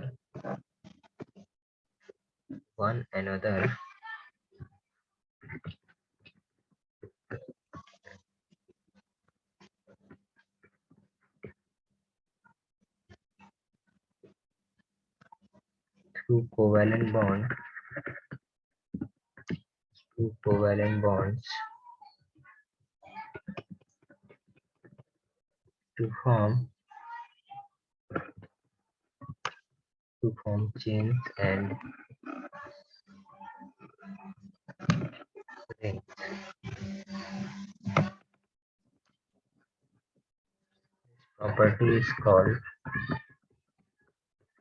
This property is called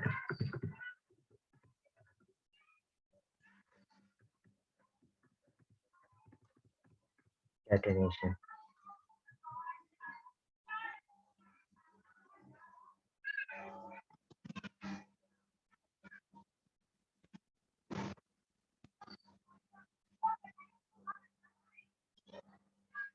अब क्या होता है बेटा, जैसे कार्बन कार्बन है तो कार्बन कार्बन बॉन्ड क्या होता है, बहुत ज्यादा स्ट्रॉन्ग बॉन्ड होता है। और जैसे जैसे बेटा नीचे जाओगे आप डाउन द ग्रुप, क्या होगा, स्ट्रेंथ ऑफ बॉन्ड डिक्रीज होगी, साइज इंक्रीज हो रहा है, तो स्ट्रेंथ ऑफ बॉन्ड क्या हो जाएगी, डिक्रीज करेगा। ये तो समझ में आ रहा है ना सभी को, साइज इंक्रीज होगा तो बॉन्ड ऑफ जो स्ट्रेंथ ऑफ बॉन्ड होगा वो क्या होगा, डिक्रीज करेगा। इसी की वजह से क्या होता है बेटा, जैसे जैसे साइज इंक्रीज होता है वैसे वैसे बेटा कैटेनेशन शो करने की टेंडेंसी क्या हो जाती है, डिक्रीज हो जाती है। तो हम लोग बोल सकते हैं down the group size increases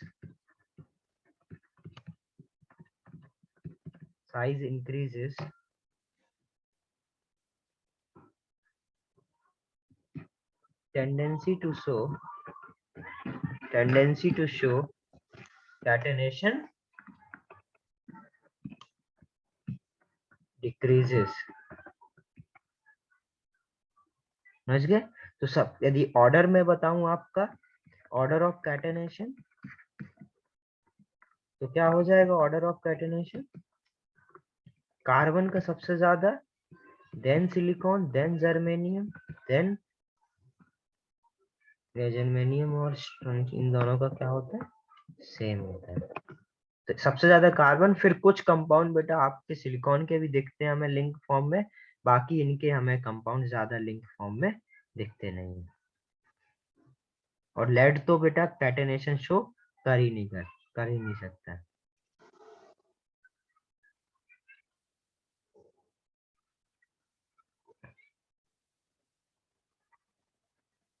ठीक है। और कार्बन की बेटा ये जो कैटेनेशन प्रॉपर्टी है, मल्टीपल बॉन्ड बनाने का फॉर्मेशन की जो प्रॉपर्टी है, इसकी वजह से कार्बन के क्या होते हैं, बहुत ज्यादा एनोमलस बिहेवियर होता है, बहुत सारी प्रॉपर्टीज डिफरेंट होने की वजह से। हमें पता है बेटा कार्ब ऑर्गेनिक कंपाउंड के बहुत सारे होते हैं, तो ऑर्गेनिक कंपाउंड बहुत सारे होने का रीजन क्या होता है, इसकी प्रॉपर्टीज बहुत डिफरेंट होती है। प्रॉपर्टीज डिफरेंट होने की वजह से क्या हो जाता है, प्रॉपर्टीज डिफरेंट होने की वजह से इसके कंपाउंड बहुत ज्यादा एग्जिस्ट करते हैं, और कार्बन के एलोट्रोपिक फॉर्म्स भी बहुत एलोट्रोपिक फॉर्म्स भी होते हैं। आ गया ये बात समझ में?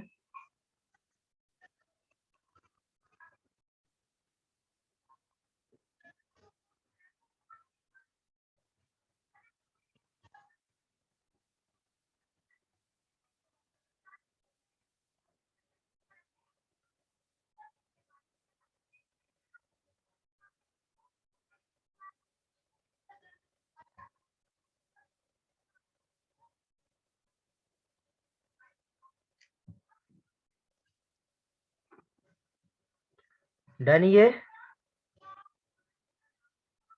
1 minute. ओके।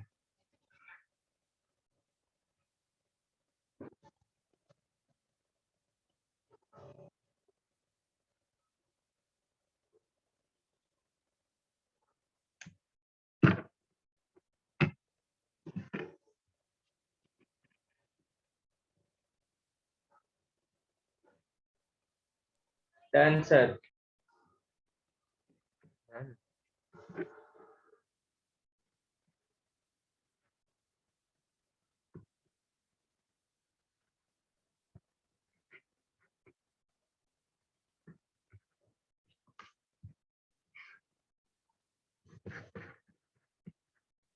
नेक्स्ट देखो जरा, इनर्ट फेयर इफेक्ट।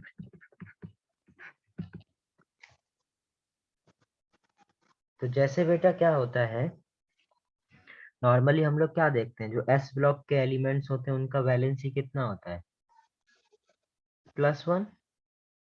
जो ग्रुप 1 के एलिमेंट्स होते हैं एस ब्लॉक के, उनका वैलेंसी क्या होता है, +1। यूनिवैलेंट होते हैं सारे के सारे। ग्रुप 2 के जो जितने भी एलिमेंट्स होते हैं वो सारे के सारे डाइवैलेंट होते हैं। जो ग्रुप थ्री मतलब थर्ड ए से फर्स्ट ए का यदि बोला जाए, तो फर्स्ट ए एलिमेंट्स का वैलेंसी हमेशा बेटा +1 है, यूनिवैलेंट है। करेक्ट।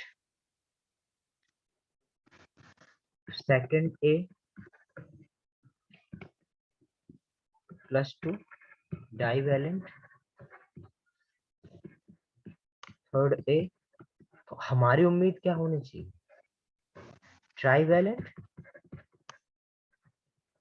होते भी है बेटा ट्राइवैलेंट, बट ये जो ग्रुप थर्ड है, मतलब 13th जो फैमिली है, ठीक है, इसके सारे एलिमेंट बेटा ट्राइवैलेंट नहीं होते हैं। कुछ element just because of inert pair effect, ये आपके बेटा सारे के सारे एलिमेंट्स +3 ऑक्सीडेशन स्टेट शो नहीं करते हैं, वो कुछ बेटा लोअर ऑक्सीडेशन स्टेट शो करने लगते हैं। और जो लोअर ऑक्सीडेशन स्टेट शो करने की जो टेंडेंसी होती है, जो टेंडेंसी जो शो करते हैं, उसी के इफेक्ट को हम लोग क्या बोलते हैं, इनर्ट फेयर इफेक्ट। आया समझ में? बोलो, ये समझ में आया क्या इतना? क्या होता है, जैसे सपोज आपका बोरॉन है, बोरॉन बैगन आलू गाजर इन थैला, ठीक है। तो ये तो बेटा आपका क्या करता है, +3 शो करता है, ये भी +3 शो करता है, बट इनका लोअर ऑक्सीडेशन स्टेट मतलब +1 शो करने का टेंडेंसी क्या हो जाता है, इंक्रीज हो जाता है। और इसी इन +1 यूनिवैलेंट कंपाउंड या +1 ऑक्सीडेशन शो करने की टेंडेंसी को हम लोग क्या बोलेंगे, इनर्ट पेयर इफेक्ट। अब ऐसा क्यों होता है ये समझ लेते हैं, ठीक है। अब यदि आप इनके इलेक्ट्रॉनिक कॉन्फ़िगरेशन देखोगे तो इसका क्या आएगा, 2s2 2p1, इसका आएगा बेटा 3s2 3p1, इसका आएगा 4s2 4p1, इसका आएगा 5s2 5p1, इसका आएगा 6s2 6p1, तो इधर पे क्या होता है बेटा, ये जो ये एस ब्लॉक के एलिमेंट्स हैं, ये बेटा आराम से निकल जाते हैं और ये +3 ऑक्सीडेशन स्टेट शो करने लगते हैं। जबकि ये जो एलिमेंट्स हैं, ठीक है, ये जो एलिमेंट्स हैं, ये आपके क्या करते हैं, ये जो एलिमेंट्स होंगे, ये बेटा इतना एनर्जी नहीं आ पाता है कि जिसकी वजह से ये इलेक्ट्रॉन भी निकल पाए आउटर मोस्ट शेल से। तो सिर्फ और सिर्फ बेटा आउटर मोस्ट शेल से यही एक इलेक्ट्रॉन निकल पाता है। इसकी वजह से ये तीनों, मतलब सबसे ज्यादा टेंडेंसी तो बेटा +1 बनाने की इसी की होती है, बाकी किसी और की नहीं होती है। आएगा समझ में? इतना नोट करो।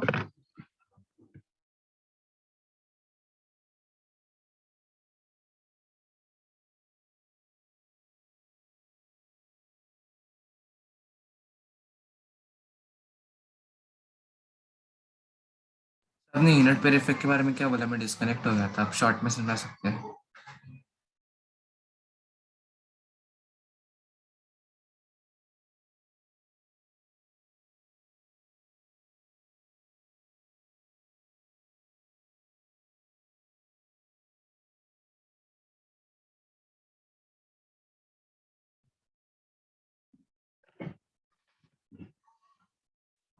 डन ये?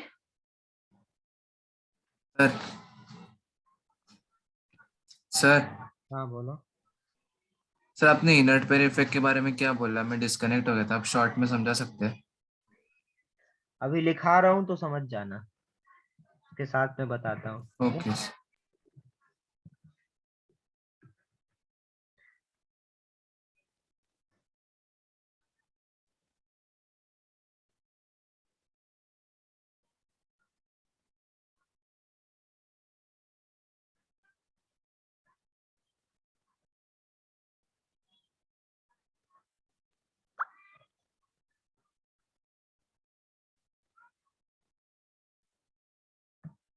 देखो जरा, तो जैसे मैंने अभी बताया आपको कि ये क्या करते हैं, सिर्फ और सिर्फ +1 वैलेंसी शो करने लग जाते हैं। इसके +1 वैलेंसी शो करने का रीजन क्या है? Inert pair effect. क्योंकि बेटा देखो, ये इनर्ट से आपको पता चल रहा है बेटा रिएक्ट नहीं करने वाले। तो ये जो अंदर वाले एस ब्लॉक के एलिमेंट्स हैं, वो आपके रिएक्ट नहीं करते हैं, वो आपके पार्टिसिपेट नहीं करते हैं। और वो पार्टिसिपेट यदि नहीं कर रहे हैं, इसका मतलब क्या है कि ये सिर्फ और सिर्फ क्या करेगा, एक ही वैलेंसी शो करेगा। और ये जो सबसे लास्ट वाला जो एलिमेंट होता है, ठीक है, यदि आप इसमें पूछोगे तो इसका +3 वाला वैलेंसी ज्यादा स्टेबल होगा, बट जो लास्ट वाला होता है उसका सबसे लोअर वाला ही सबसे ज्यादा स्टेबल होता है, ठीक है?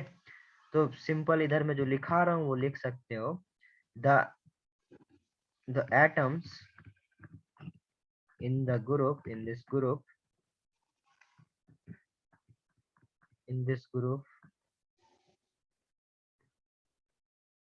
have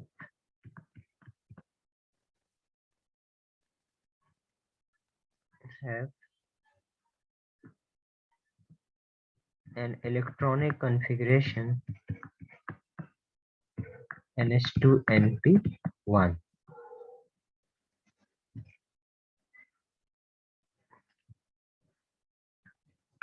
Monovalency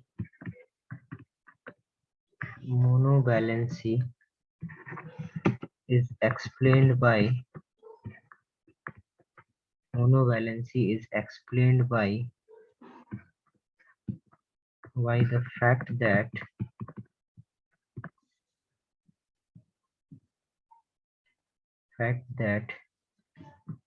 s electron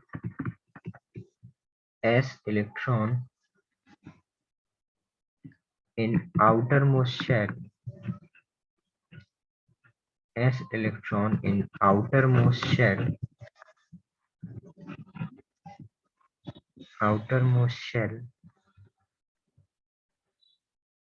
remain paired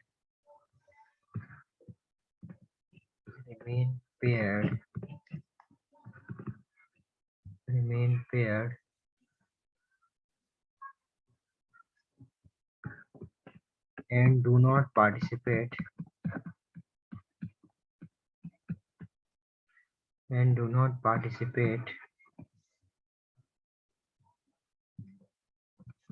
in bonding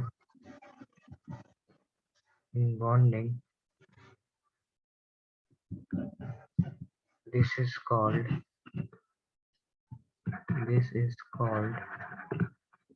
inert pair effect.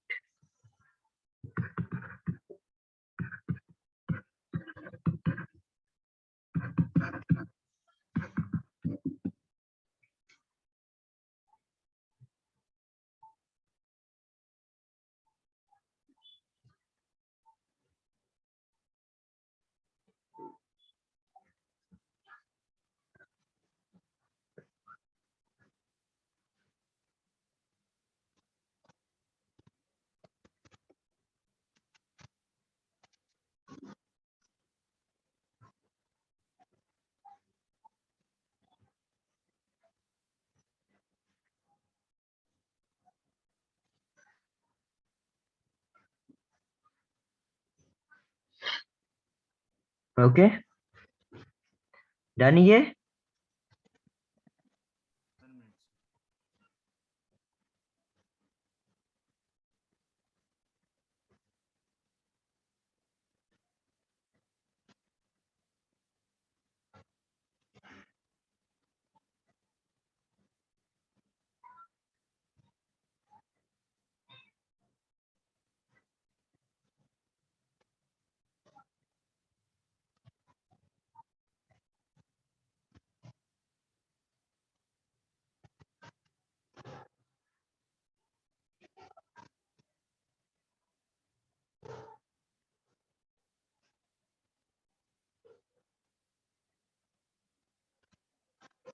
Done ये?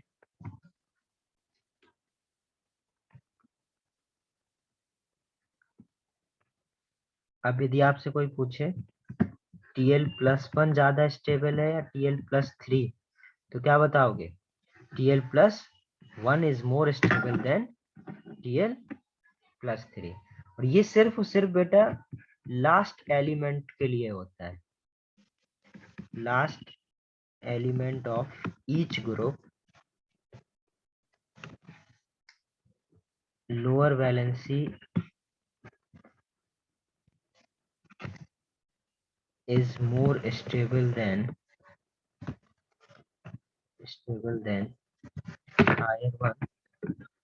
higher due to inert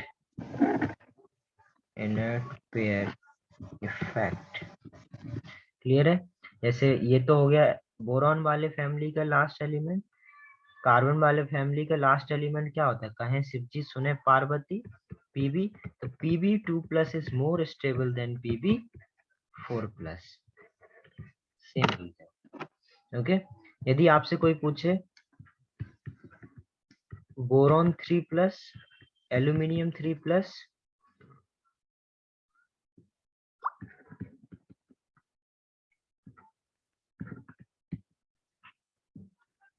इसका ऑर्डर बताओ, तो +3 वाला क्या होता है बेटा? Higher valency. आपके हायर वैलेंसी जो होता है वो आपके छोटे एलिमेंट्स का ही ज्यादा स्टेबल होता है, स्टेबिलिटी का ऑर्डर। ओके, अब यदि आपसे पूछा जाए TL+1, In+1, Ga+1, Al+1 और Ba+1, तब बेटा क्या हो जाएगा? डाउन द ग्रुप इंक्रीज हो जाएगा। आगे समझ में? तो ये आपको याद रखना है।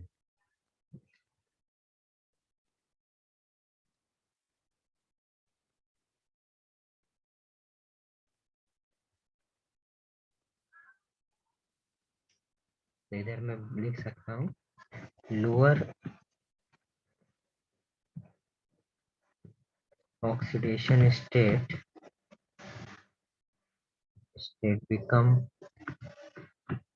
become more stable on descending descending down the group.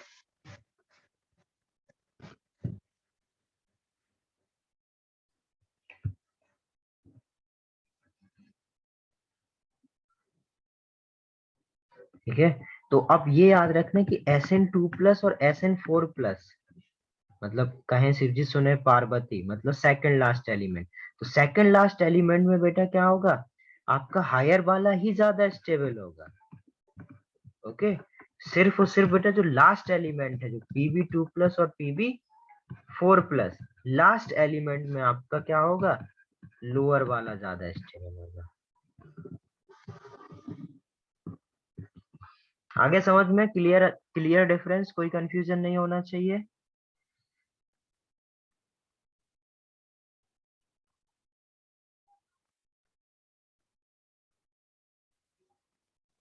तो कैटेनेशन और इनर्ट पेयर इफेक्ट ये दोनों आपको समझ में आने चाहिए।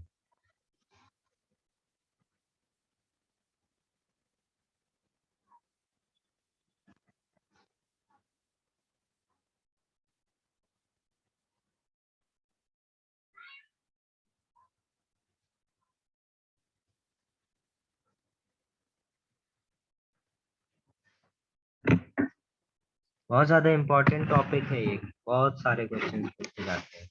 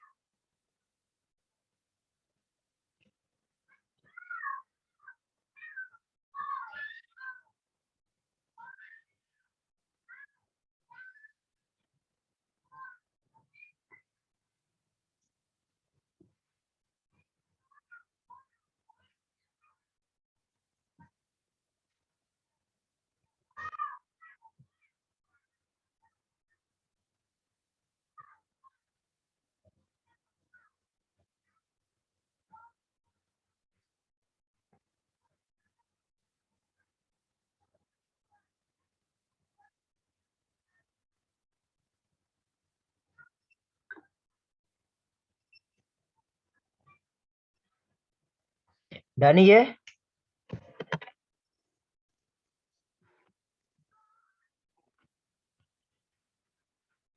अब देखते हैं हम लोग नेक्स्ट प्रॉपर्टी, इलेक्ट्रोनेगेटिविटी।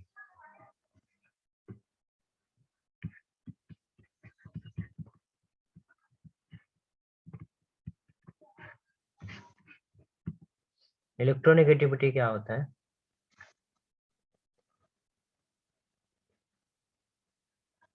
जो आपका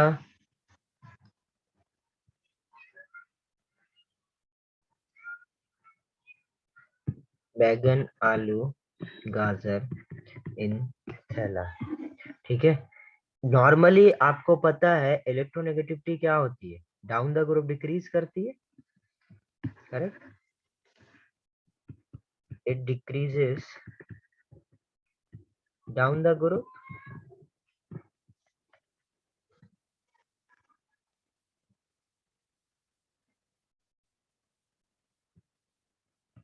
बट क्या होता है बेटा, से बोरोन टू एल्यूमिनियम, इधर से क्या, इधर इतना तो इधर तो डिक्रीज होगा, इसका 2 होता है, इसका 1.5 होता है, बट बेटा फिर क्या होने लगता है,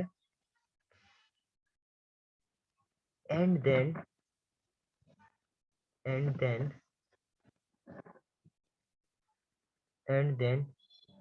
increases marginally।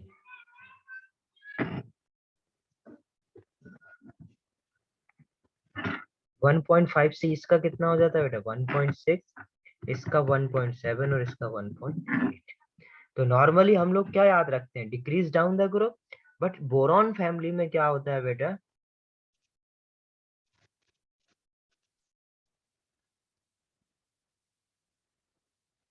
ठीक है। तो ये आपका क्या हो जाता है, 2, 1.5, 1.6, 1.7, 1.8। 8। इस तरीके से आपका क्या आ जाता है, ये इलेक्ट्रोनेगेटिविटी का ऑर्डर आ जाता है।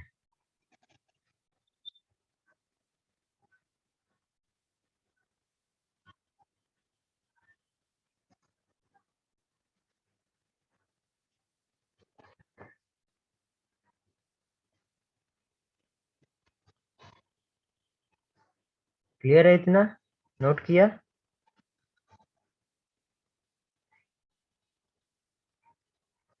और ये बेटा याद रखना है, ठीक है।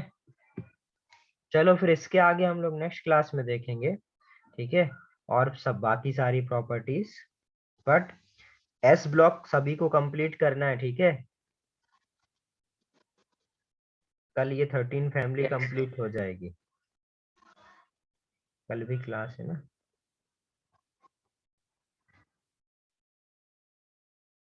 चलिए बाय, लिख लिया ये?